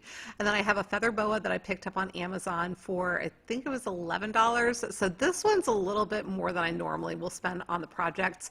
But I saw my sweet friend Maria from Artsy Cupcake, who's actually part of this playlist. She had done something like this last year in another collab I was in with her, with a pink boa, and I thought it was so cute and such a good idea, and I figured I would do it with the white so it looks like a little snowy Christmas tree. So Maria, thank you so much for the idea. Love you to pieces. And I will also put a link in the description box for Maria's video where she did the pink one so you can see what she did. But I am basically just getting it all twirled around here. I had secured it with some hot glue at the bottom, and then I'll secure it again at the top, but I honestly didn't use any hot glue in the middle because I didn't want to mess up the feathers. Now, when I did set up the bottom, I wasn't really thinking about the fact that I was going to want to put a little trunk on the tree, a little stem, trunk, whatever. So I do end up having to adjust for that. But I have these glass candle holders from the Dollar Tree, and I had used E6000 to glue them together like a while ago, before I even started my YouTube channel, because I was trying to make decor for an upcoming wedding that didn't happen due to COVID. But I decided I wanted them apart. I was able to get them apart. You saw there I was using my knife. Please be careful if you do something like that. So using a whole bunch of hot glue, I am now going to try to set my little tree on top of the glass candle holder, but it, you know, trying to use hot glue through feathers and trying to get down into that base, it just wasn't happening. So I went ahead and I removed my boa from the base of our little tree here, and I was just being careful with it and gentle, and I cut off that string that kind of starts the boa, and I cleaned up my little candlestick holder here. Excuse me. And I went ahead and I adhered the candlestick with a good amount of hot glue again to the base of our tree, away from the feathers. And now I'm going to go ahead and, once it's cool, take the feathers and wrap it back around the base. And so it is still kind of covering up that bottom part. You know, and you know what, in hindsight, I probably didn't even need to do it on the actual bottom of the tree. I don't recall what Maria had done, but it probably would have been just as cute if I had just let the feathers hang down from that base. But let me know what you think.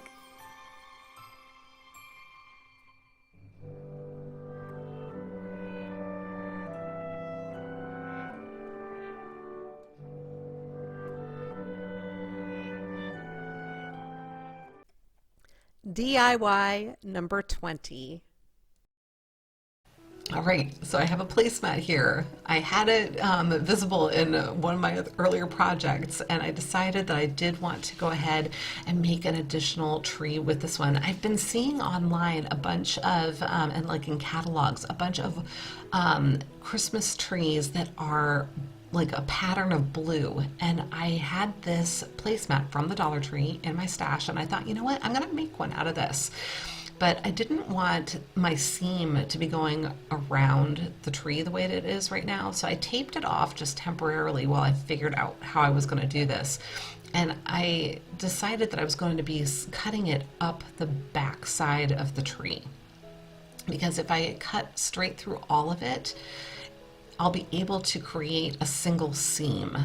I hope that makes sense. So I'll show you in a second. So I started to do that. I'm like, you know what? I'm going to cut the base first. I want to make sure that I have my base the way that it needs to be, and then I'll worry about cutting that seam. So I went ahead and did that.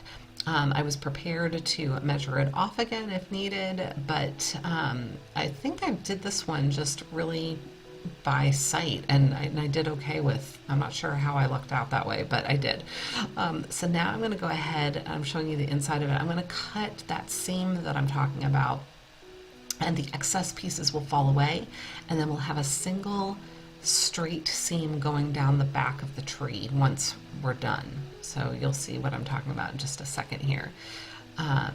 So we've got the excess setting aside, and now I've got my tree that I can piece together. I'm just going to overlap the edges slightly so that I can use my hot glue and have it secured. So just a little bit of hot glue there.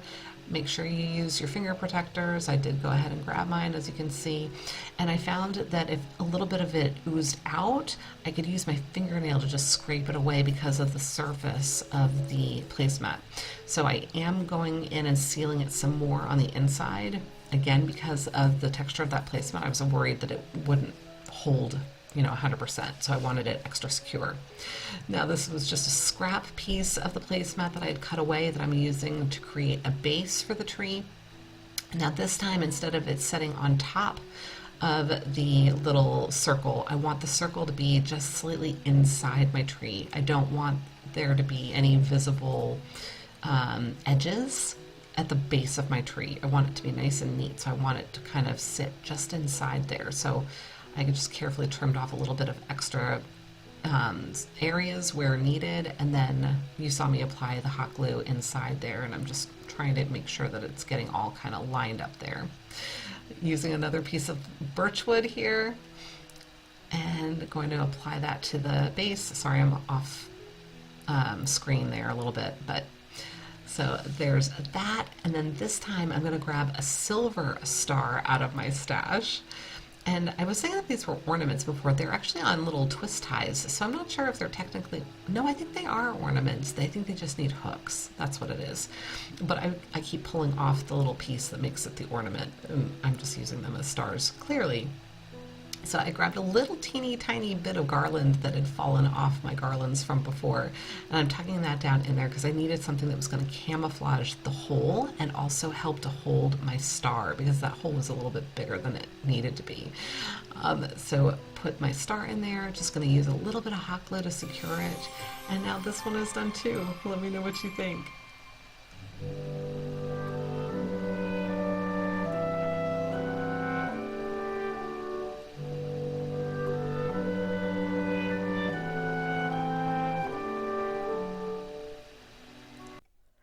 DIY number 21. All right, I have a bunch of things from the Dollar Tree, 2 little Christmas trees, a hat, another hat, a planter, and some of the garland ties. Now this hat, it had a little pull in it, so I'm just gonna tuck it in.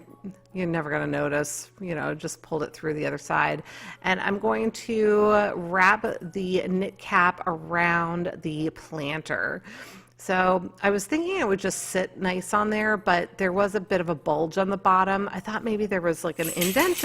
And I'm sorry, you can probably hear Sammy shaking over here with his chain. But anyway, I undid that little bulge where the hat came together, and I slipped it back down over the planter, and that worked much better. Now, my hot glue gun was not hot yet, so I'm gonna set this aside for a little bit until that gets all heated so that I can secure this down. But in the meantime, I'm just kind of playing with it to see how it's going to line up on here.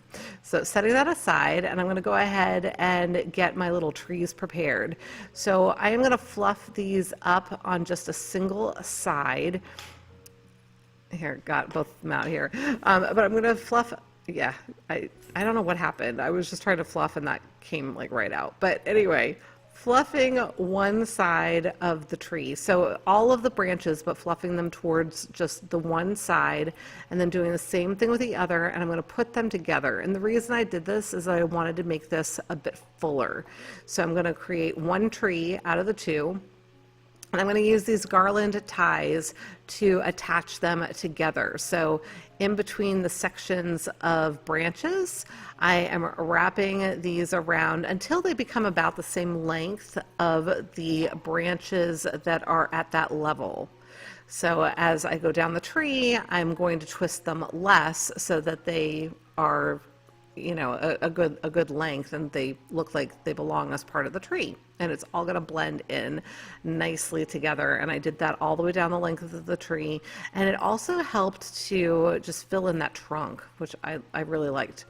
So now I've got my hot glue is all ready to go. I put a generous amount down on the base there and just kind of sliding this up. And I decided I was going to put a whole bunch more right on top of it there and down inside the little hole there to just make sure that it was all nice and secure. And I'm going to grab a piece of parchment paper and some paper towel to protect my hand from the heat. So the parchment paper is something that the glue will not stick to, and then I was just using the paper towel for heat protection, basically, so I didn't burn myself. So just making sure that this is nice and cool. Gonna put some parchment paper down again because there was a little bit in the middle there that was still cooling down, so I don't want it to stick to my table. And then right around the rim of the planter, I'm just going to put a little bead of hot glue and secure the brim of the hat to the top of my planter there. And I just did that all the way around the planter until I made it to the place where I had started. So our planter is going to be all ready to go. And you can do this with any kind of a project. If you just like the way that it looks nice and cozy for the winter time, why not do this in general with your pots? I think it's super cute. So this was ready to go. I'm just checking out how it's going to look with my tree in it. So I've got a bunch of plastic bags that I'm going to tuck in here because it needed a little bit of support underneath. My planter is a little deep for my tree, so I needed to sit up a little higher. And then I'm using paper towel. I probably should have gotten my batting or something to just make it look snow covered. Honestly, you don't even see it, or you can't really tell that it's paper towel when you see it sitting on the shelf. But yeah, I don't know. I was just grabbing what I had handy. So now I am putting my hat on here. I thought I might need to make it a little bit more narrow, a little narrower, but it actually fit really well tucked right up on top of there. So I got that all situated and it's looking super cute. I don't know if you can see real well. I'll show you a picture at the end, but I have a pom-pom ball that I was off camera. I tucked it up underneath the hat on the front side as the nose for our little gnome tree guy. And now these are, geez, you know, the dogs are now playing with toys. So now I've got squeaky toys going on in the background. I apologize. Goodness. But I am using 2 strands of lights, and there you can see the nose. But 2 strands of lights from the Dollar Tree. These take 2 AA batteries each, and they have a simple on-off switch. Let me know what you think of this.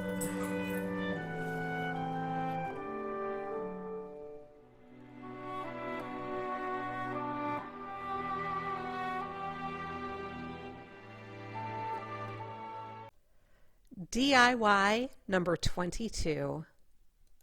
All right, I have yarn that I picked up from the Hobby Lobby. I also have some poster board.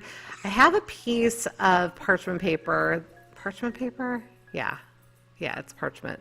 That I am going to try to use to create a pattern for myself. Now, I use parchment in my projects because things don't really stick to it. So I don't know why I was thinking I was going to be able to tape this and have it stick. So I'm like, duh, Corie, grabbed a piece of legal-sized copy paper, and I made my little pattern that way. So I'm just rolling it up into a cone. I'm going to create a Christmas tree shape with it. I'm trying to figure out a way to get it all nice and even at the bottom and curved nicely so that it'll sit well on my table. And I'm not real good at getting the right curvature with that kind of thing. So I decided, you know what, I'm going to fold the whole thing multiple times. The more times I fold it, I know that I'm going to have more of a curve going on at the bottom there. It's not going to be perfect, but I got it close enough. And now I've got my little cone shape that's going to sit on my table. Now, if you have styrofoam trees or cone shapes that you would like to use, that is perfectly fine. I don't have any in my stash right now, and so I decided I was going to make my cones. But styrofoam cones work. I'm using poster board here, which, to be honest, was a little bit stiff to work with. I managed to create the cones here, but a heavy cardstock might actually be better. So I'm using my first cutout to create a second one. I'm doing it a little bit smaller than the first, so it's going to be a little shorter. And then eventually I did do a third one so that I would have 3 little cone shapes at varying heights.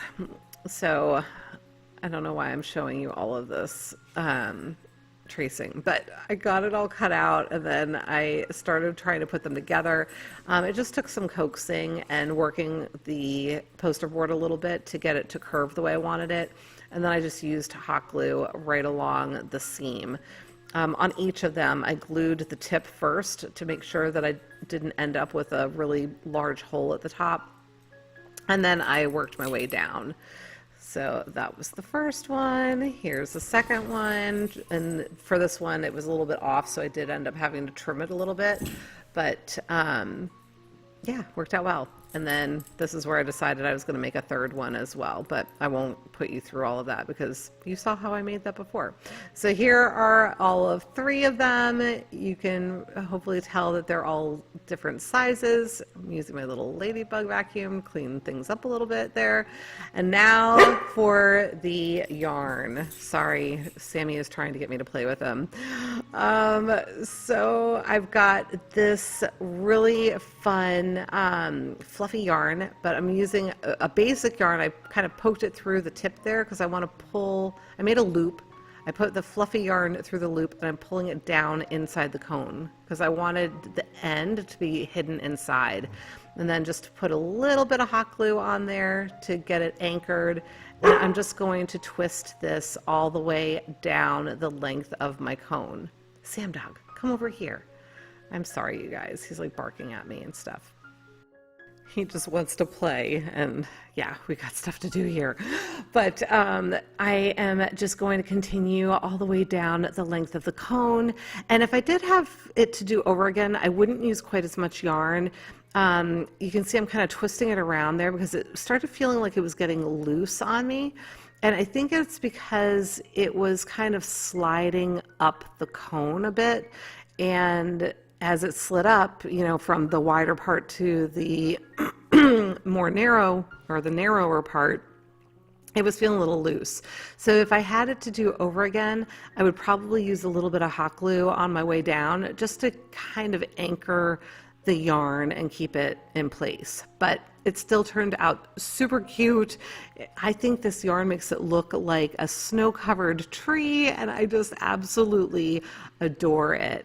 So as I got down to the bottom, I just went ahead and made sure that everything was even so that my tree is going to stand upright and not lean, and I tucked in that yarn at the bottom. So I have this is the yarn, same piece of yarn I used before, made a loop through the top, you know, and pulled my other yarn that I'm working with through. This one is a little bit different than the first one. It's like a velvety, soft ribbon. It's the same brand, and I'm going to show you the labels in just a minute, but same brand, different style of yarn, but still super soft and fun, and I am in love with it. So working my way down, and this one, for whatever reason, worked a lot better. This, it didn't slide up the cone like the first one had, and I didn't have any kind of issues with it. So just used that little bit of hot glue at the very tip once I had the yarn pulled through the tip of the cone just to anchor it. And now I'm using the hot glue here at the bottom, at the base. And again, I'm just going to make sure that everything is nice and even, that I don't have yarn going lower on one end than on the other, because otherwise it's just going to end up leaning when I try to set up my little cone. So just finishing off the base there, and then I will work it in just along that bottom edge, because I also want to make sure that all of the poster board is covered. I don't want any of that to show, right? So just want to make sure it's nice and finished. And I didn't really work inside the cone at all. I just made sure that the exterior of the cone was completely covered, that the very bottom piece was covered, and then I did tuck in the end with some hot glue just inside that bottom edge to hide the end of my yarn. So I apparently wanted to show you a whole bunch of this and how I was doing it. But if you haven't already subscribed, I hope that you will consider doing that and hitting that little bell so that you get notified whenever I upload a new video. I appreciate you all so much, and thank you. Thank you so much for watching and for being here. I hope you'll leave me a comment. Let me know what you're doing for the holidays. And here we go. So the yarn bee, and here Magnus, yeah, I can't even say those words, but it's the yarn bee, velvety smooth. I showed you the colors and the names of the styles.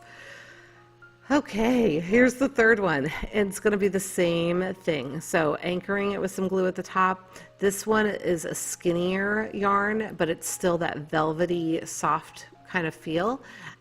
With this one, I had an issue, right? So I was starting to work it down, and it wanted to slide up on me. I'm not sure why, but it did. And you can see it's kind of getting wonky. I'm trying to fix it.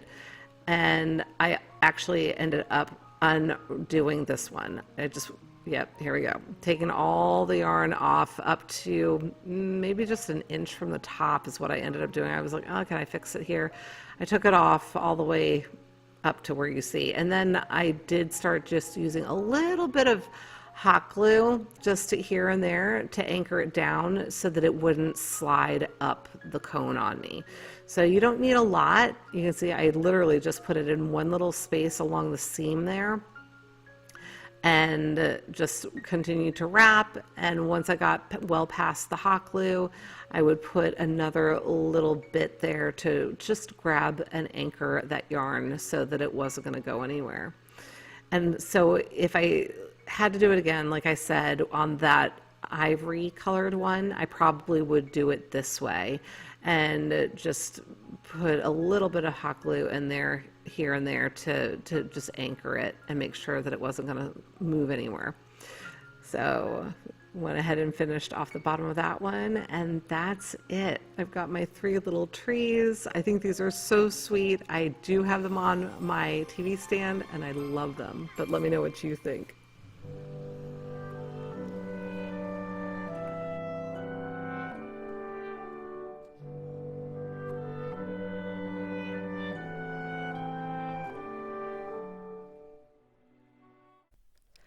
DIY number 23. All right, I have another styrofoam cone and a whole bunch of little ornaments. These are mostly from the Dollar Tree. Some of them I think I had gotten at the Hobby Lobby a while back. They've been in my stash for quite some time. And this is, again, something that I was inspired by online.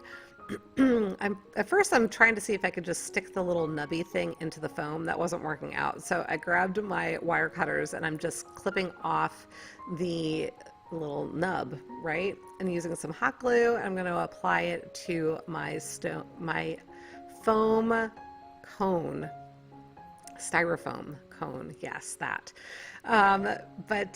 You want to, if you're going to be doing this, and if you have any intention of clipping off that little nub, you want to make sure you're using plastic ornaments. That will not work with glass ornaments, because if you try to cut the glass, it's going to just shatter on you more than likely. So just be aware of that. I did have some glass ornaments in this stash, and as I found them, I just kind of set them aside and I did not use them.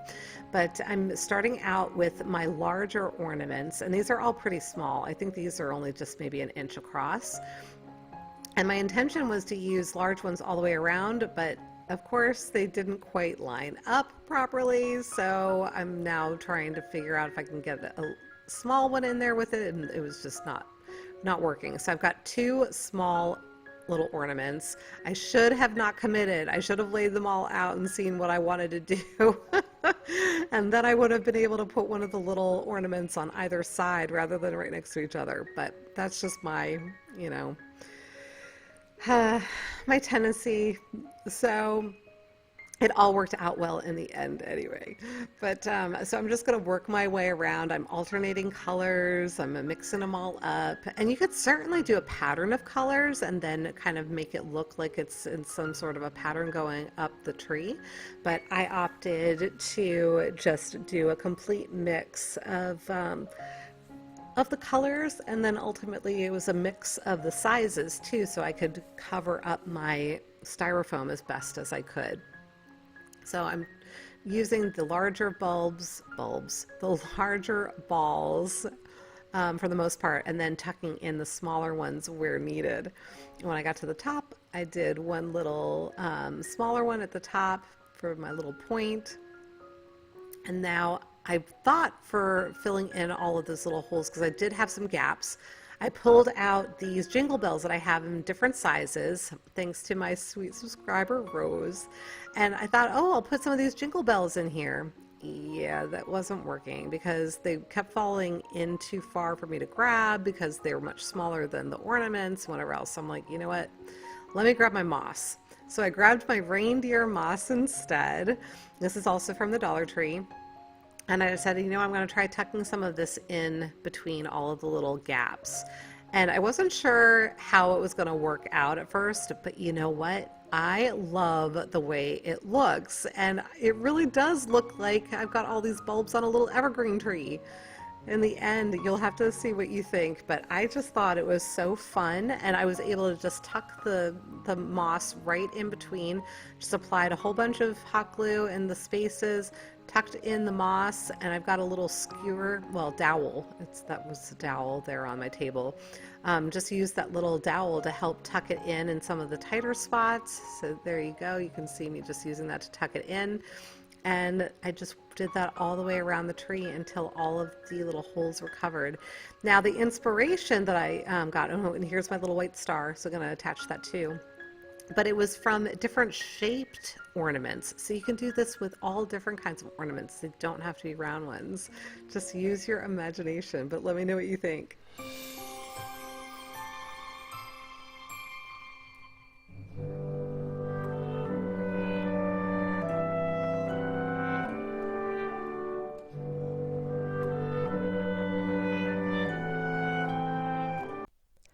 DIY number 24. I have a foam cone, styrofoam cone, and my Kirkland's ribbon from Costco. If you have followed me for a while, you know I love the Costco ribbon. This is a spool of 50 yards, and I got it for $7, and the quality is wonderful. I love, love, love their ribbon, and I don't think I have ever found a better deal. And if you have a Sam's Club or a BJ's, I understand that all of the wholesale clubs tend to carry their versions of ribbon.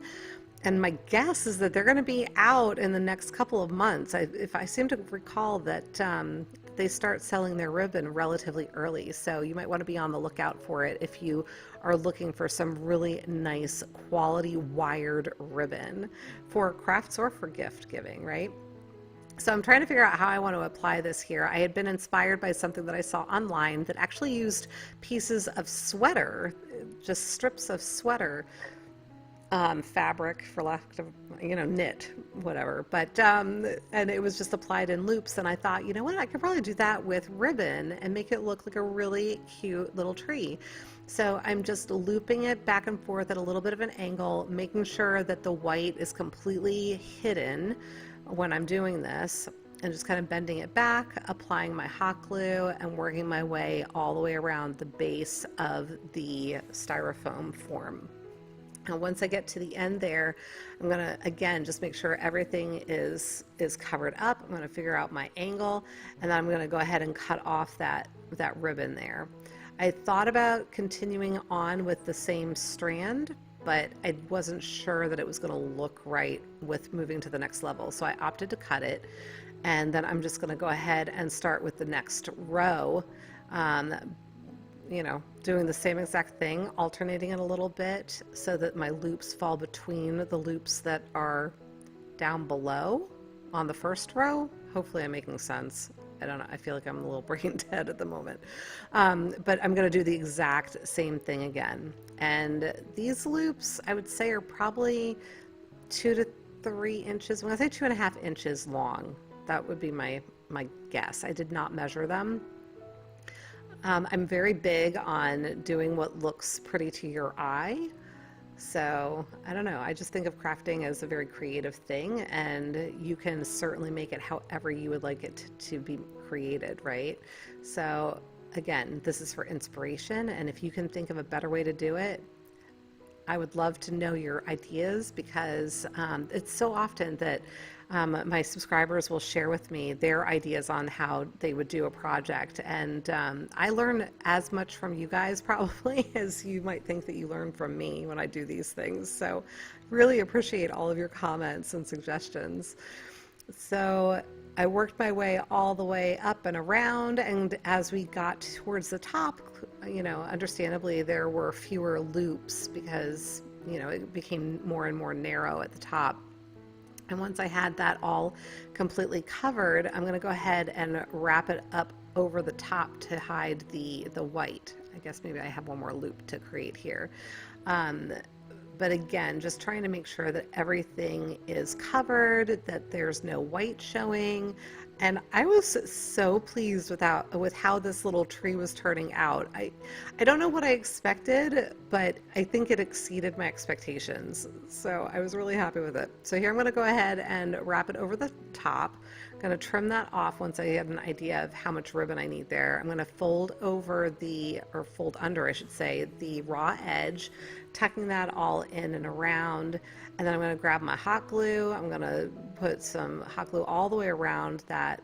I don't want it to be gobs and gobs, but I want to make sure that each area of that edge is covered so that I don't end up with white showing. So once that's done, I'm going to let that cool for a second. And then I grabbed a little star. Now, this red star actually is out of my 4th of July stash, but I thought it would be fun to have a red star. You could certainly do a white star. I'm actually going to be doing that on another project in a little bit. But I wanted a red star for this with my little green tree. And I cut down a skewer that I'm going to use to attach it here. And I have my pokey tool from the Dollar Tree that I was sticking into the top of the tree to create a hole. Now, this is my Crimson Chalk Paint Again plaid product, and I wanted to paint that skewer to kind of camouflage it. I'm tucking it down inside the hole that I created, and then I am also going to use my pokey tool on the star, make sure that it's got a place for that other end of that skewer to insert into, and just tucking it right down. I love this, and I hope you do too. Let me know what you think of this one. I guess I have to fluff up the little things first.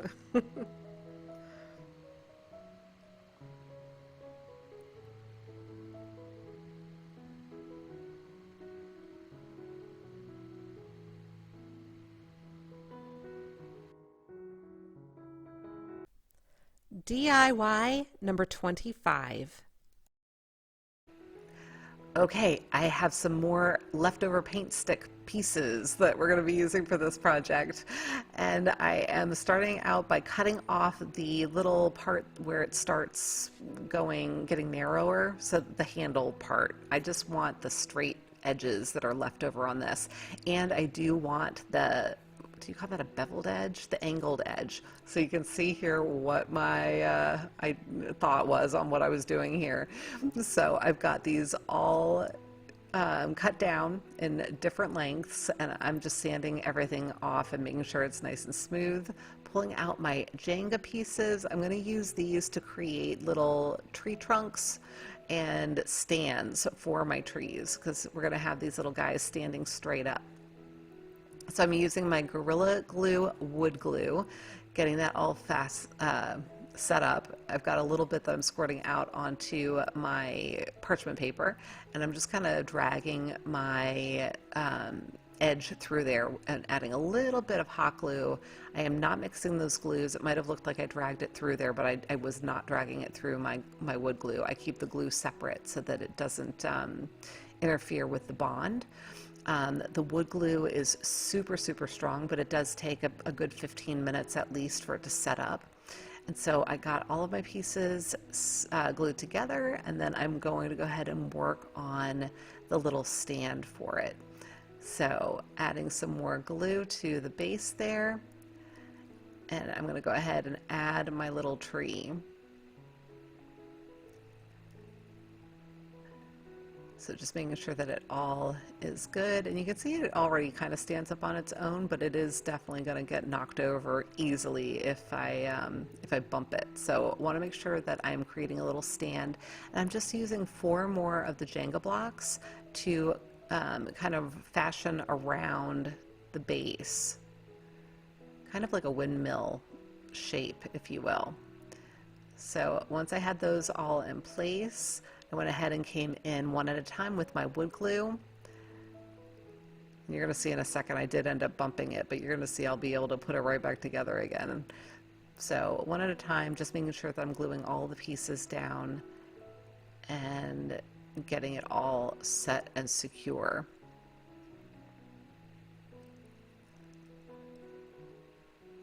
Oh, there you go. So no harm, no foul. It's all good. So I got that all squeezed together, and it was fantastic. I did the same thing with the other little tree, and once I had those all set, I just went ahead and set them aside to let them dry so that I wouldn't end up breaking them. Once they were dry, I went ahead and grabbed my celery chalk paint and my moss chalk paint, and I'm giving each tree a dry brush of one color or the other. So one tree is the celery and the other tree is the moss, and just using a very dry brush technique with this. I just wanted to give them a little bit of color, have them look somewhat rustic, and I just thought they were so cute.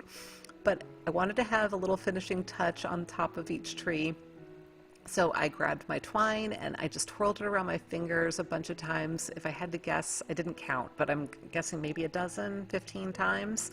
And then I tied it off in the middle, making a teeny tiny little finger bow basically. And then I was just trying to kind of pull all the little loops apart a little bit, spread them out, trimmed it off. I made a second one so that I would have 2, one for each tree.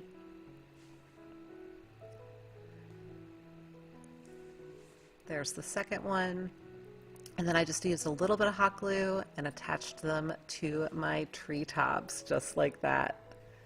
And I think these are so sweet, but let me know what you think.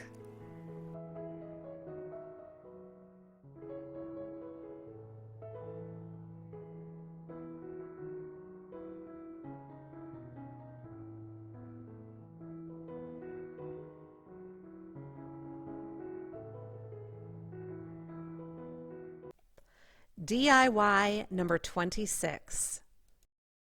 Here is the inspiration for our final project, sweet little gold Christmas trees.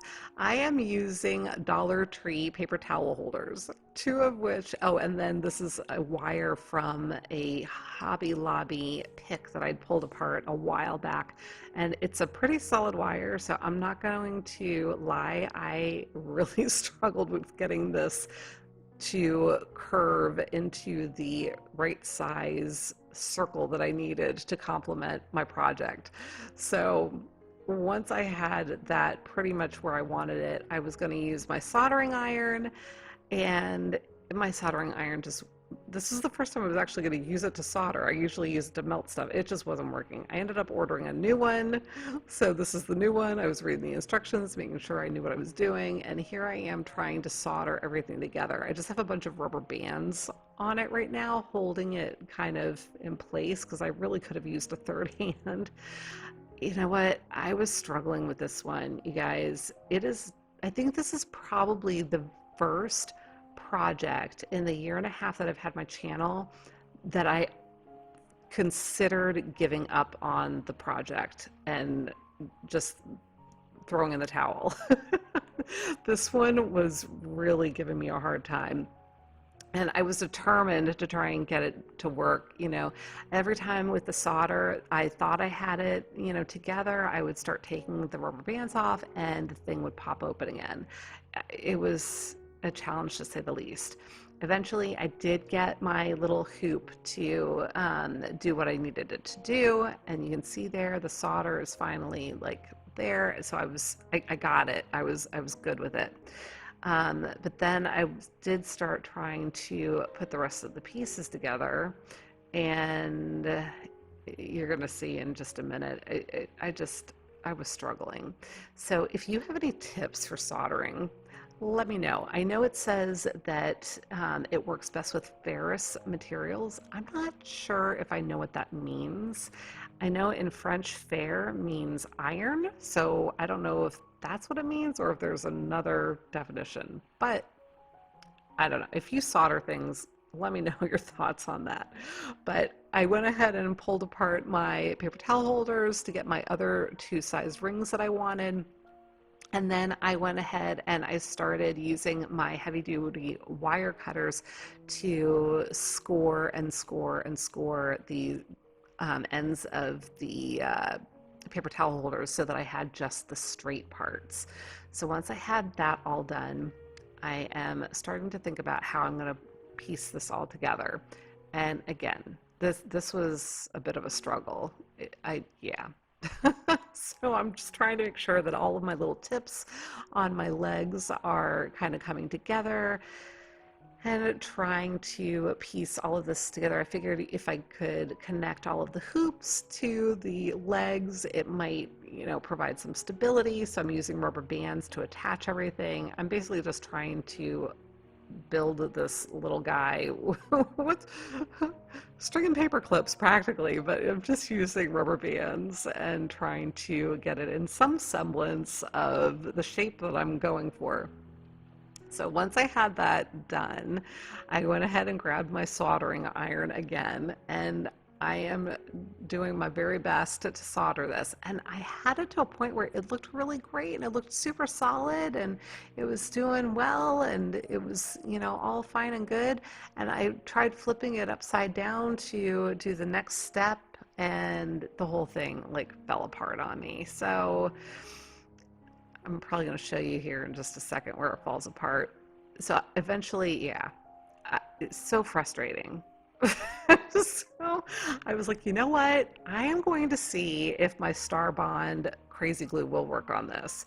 This was my last ditch effort. I've got my medium Star Bond glue and the accelerator that I was spraying on there. And you know what? It worked like a charm. I was amazed. My Star Bond glue, oh, awesome. And you can find that in my Amazon store if you're interested in checking that out. There's a link in my description box. So now I'm using my Rust-Oleum gold. I think this is actually called Gold Mirror. It's a shiny gold spray paint. I got that all sprayed up. You want to make sure you're doing that in a well-ventilated area. And now I'm taking one of these little stars from the Dollar Tree. I'm hot gluing that up onto the top, and that's it. Let me know what you think.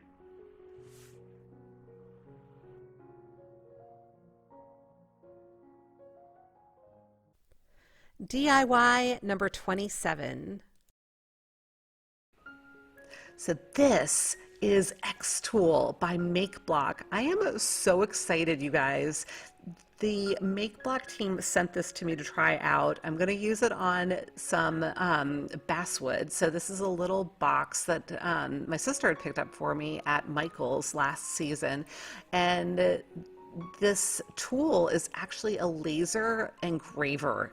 It's really, really neat. So you do have to put it together yourself, but it's flexible and it cuts on a bunch of different types of materials. I am still learning it, but right here you can see it's got this little drop foot, and that helps you measure where the laser should be. So it has a little tightener there on the side that I'm loosening that allows you to slide it up and down. You drop it down so that that little metal foot hits your work surface, tighten it up, and then you can go ahead and flip that little foot back up. I am doing this in real time right now so you can see. And now your laser is exactly positioned where it needs to be. So then I'm going to go in and I am going to create something real quick in Canva so you can see exactly what I'm doing. This is fancy. This is a new skill I've learned to show you my phone screen. So I'm looking for a Christmas tree, and I went ahead and I wanted to find something that was going to be more of an outline because I didn't want it to be too dense for the laser cutter. So looking at all the different little Christmas trees, I finally selected this one here. And then I went and looked for some fonts that I wanted to use. So I found this one that was set up as farm to table, and I'm just going to go in and change the words. And I'm going to do farm fresh Christmas trees. So just changing out what they had there as their basic text. If you're not familiar with Canva, it is free software. They do have a subscription level as well, but they have free software that has tons of options for you. I think of it as a really simple program for people to do graphic design if they're not a graphic designer. But at any rate, you saw I got that all designed. I downloaded it. I'm going to bring it into my Laserbox app. And this is what works with the X tool. So I'm selecting basswood. I'm checking out their table. It tells me exactly what settings I need to use for what I want to do. I don't want to cut all the way through this. I'm going to be engraving this. So I just want to make sure I have my settings set. And once I did that, I can click on that framing and it shows me the area that it's focused on. So I can go ahead and adjust this and keep hitting framing until I have it where I want it. And then I hit that silver little button down there and it goes and it is off to the races. Now this is sped up right now, but in a moment I'm going to show you in real time. So this is real time. So you can see it just goes right to work and it is so cool. I think this is the neatest thing. It will also engrave on larger projects. You probably saw how large this frame is. It also has extension feet, so if you have a larger project that you can set the machine up kind of over top of it. It does round objects, so I'm going to at some point be engraving Rich's Yeti because he's asked me to add his name to that, and they sent me the little roller tool that helps you do that. So as soon as I figured that out, I'll share it with you as well. And if you're interested in seeing behind the scenes and how I actually set this machine up, I am going to have a video out on Come On Over with Corie on my other channel where I show you exactly how I set it up, and I show you my very first test project so you can kind of see how I did it. And it really wasn't all that difficult. So they have great pictures which that go along with the instructions and videos that show you exactly how to put things together, and I found that super helpful. But look at this. How fun is that? I love it. Okay, so I was tempted to just leave it like that because I thought it was really, really cool, but ultimately, I decided to come in with some of my antique wax, and I am just kind of distressing it. I was like, you know what, maybe I won't touch the part that I lasered, but then I was like, you know what, I'll give it a really light coat, and it actually turned out really nice, so I did that. And then I came in with a dry brush with my white Adirondack, dress it up a little bit more, and then I decided I was going to finish it off with some twine. Now, if you are interested in learning more about the X tool, I'm going to have some more information on that in my description box. I'll also have a link out to their website so you can check out the X tool and some of their other products if that's of interest to you. So tied that off over down along the side, and then I'm going to go ahead and I'm going to do the same thing around the top, but I'm going to tie the other knot over on the other side. Trim that off, and that's it.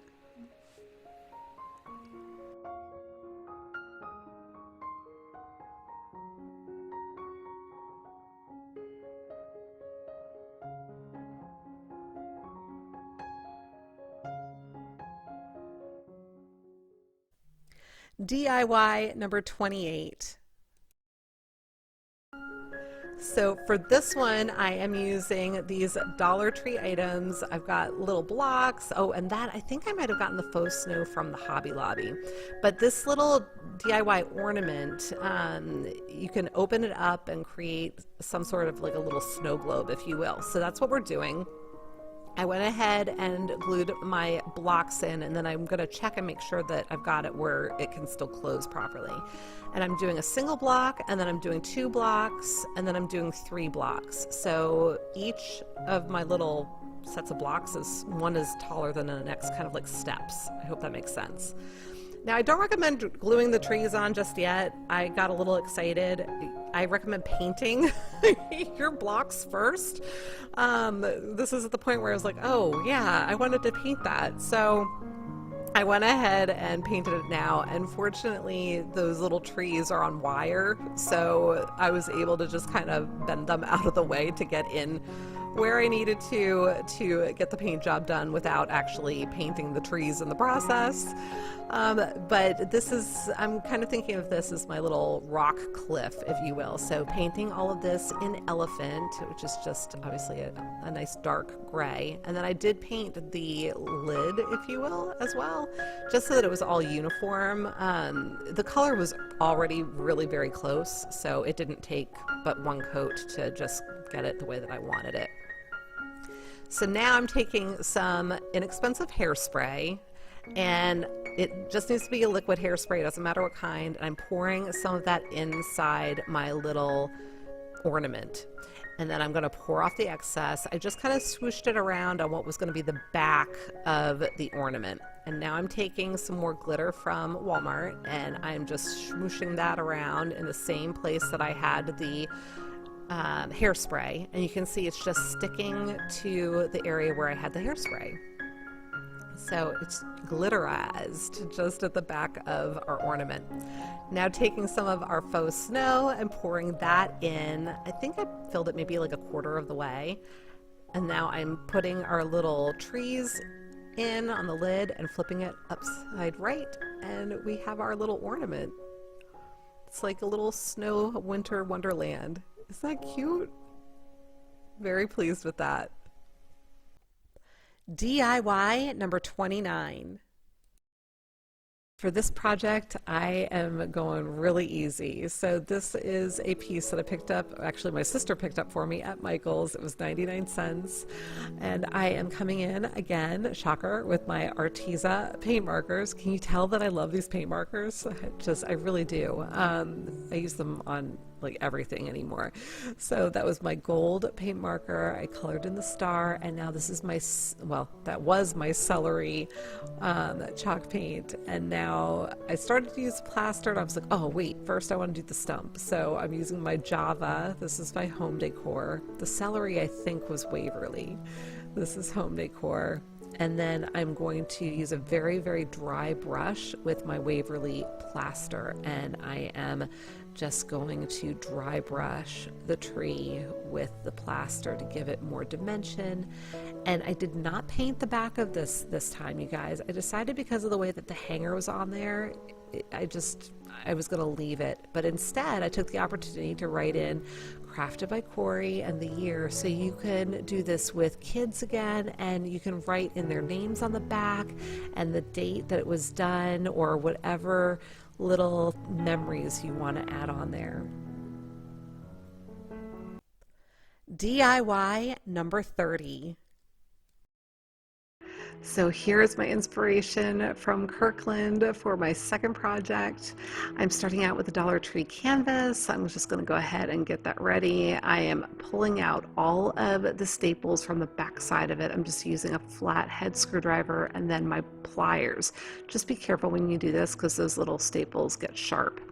So removing the canvas, I'm going to go ahead and set my frame aside for a minute, trimming down all of the excess off of the canvas because I'm going to be reapplying this to the frame later. So I just want to make sure that it all fits and nothing hangs over. Taking my antique wax by Waverly with a baby wipe, and I am just going to stain my little frame because this will be visible. This is going to be just an exterior frame for our canvas. And then I took a pencil. I'm just kind of deciding where I want my little tree trunks for our little painting that we're going to create here. So just very lightly doing that, and then I'm identifying where I want the points, the tips of my trees. So with Java chalk paint, I'm coming in with a little brush and I'm just creating the little tree trunks. I'm doing it very lightly and not with full strokes. It's kind of wispy strokes so that you've got a little bit of dimension to it. Now I've set myself up with fern, moss, and plaster chalk paints, and I've got another brush. It's a little bit of a larger brush.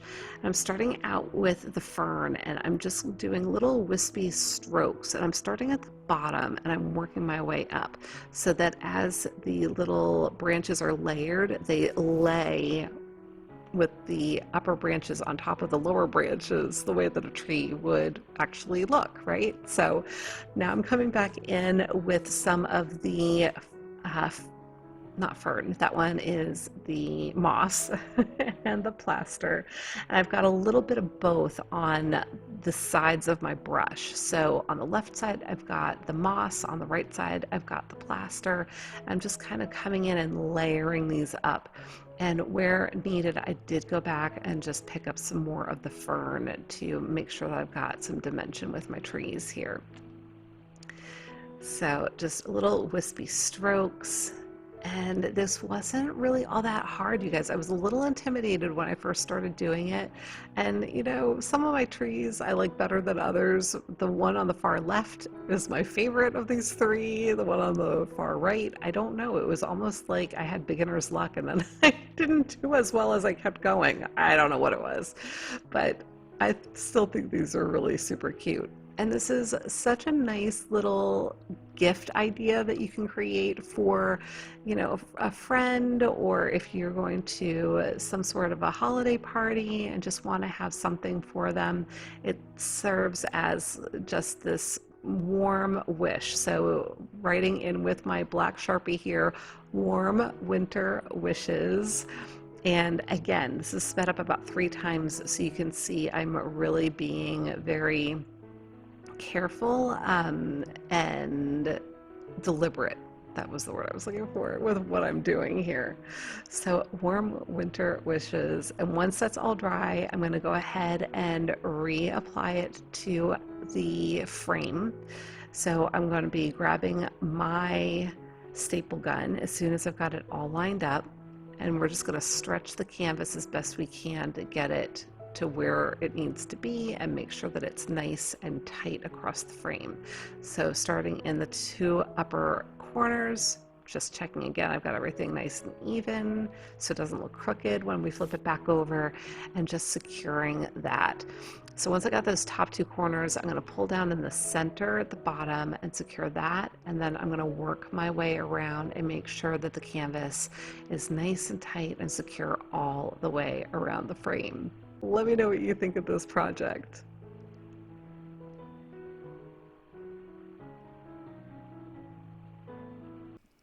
DIY number 31. All right, this is a placemat from the Dollar Tree, as well as a tray that I got in the Dollar Tree Plus section at a Dollar Tree in North Carolina while I was visiting my son. And I had picked that up for $5. I was so excited to find this, you guys. I also had a subscriber who shared that Family Dollar sells some of the same things. I guess it's a sister company of Dollar Tree. So FYI, if you didn't already know that, because that was news to me. So I was trying to figure out how I was going to cut down the placemat, and I finally realized I really needed to measure the inside of this. Now, I did have a little bit of an oops here, because I realized it was 14.5 inches was the width. And I was trying to decide how much I was gonna cut off of either end. I decided I was gonna try and be a little conservative and cut off a little bit less than what I needed and kind of work my way in that way. Now, that would have been all fine and good, except for the fact, do you see the error I'm making right now? I'm in at the 1 line, thinking 1 to 14.5. Okay, that's exactly where I need to be. Yeah, no, Corie, no. I basically cut off, well, it would have been a full inch more than what I needed to cut off because I'm starting at the 1 instead of at the 0 on my mat there. But fortunately, I was being conservative, and so I cut off a little too much, but not as much. It wasn't as bad as it could have been, right? So, yeah. So I've got a little bit, I'm like, what did I do? And at this point, I still don't know what I did wrong. So I'm like, but then I'm trying to figure out, okay, well, how much, I'm like, okay, I better measure this again. Maybe I measured it wrong the last time. And right here, I realize, here I'm like looking at it, I'm like measuring it on my mat, and here I'm at the 1 again. I'm like, oh, I need to be at the 0. So this one, I was conservative again at first, and I ultimately was able to cut up. For this one, I also did cut off more than I needed to, but this time I did it on purpose because I wanted to make sure that everything looked even top and bottom, and I didn't want it to look funny with like a little teeny bit of the extra buffalo check. I don't know if I'm making any sense whatsoever, but I figured I would create the same amount of border approximately as there was on the sides. So at any rate, I went ahead and I painted painted the tray white with my Adirondack white chalk paint. And once it was dry, I'm going to be able to pop this in here. Now, I was thinking about double-sided tape, and then I completely forgot that that was my idea. So I'm using a little tiny bit of hot glue, and I intentionally did not use a lot of it. I used 1 little dot in every corner because my thought is you could pop these out and interchange them with different placemats for different seasons, or with different types of messaging on them, or whatever makes you happy, right? And I love that it's a placemat because if you spill something on it, you can just wipe it right up. But let me know what you think of this one.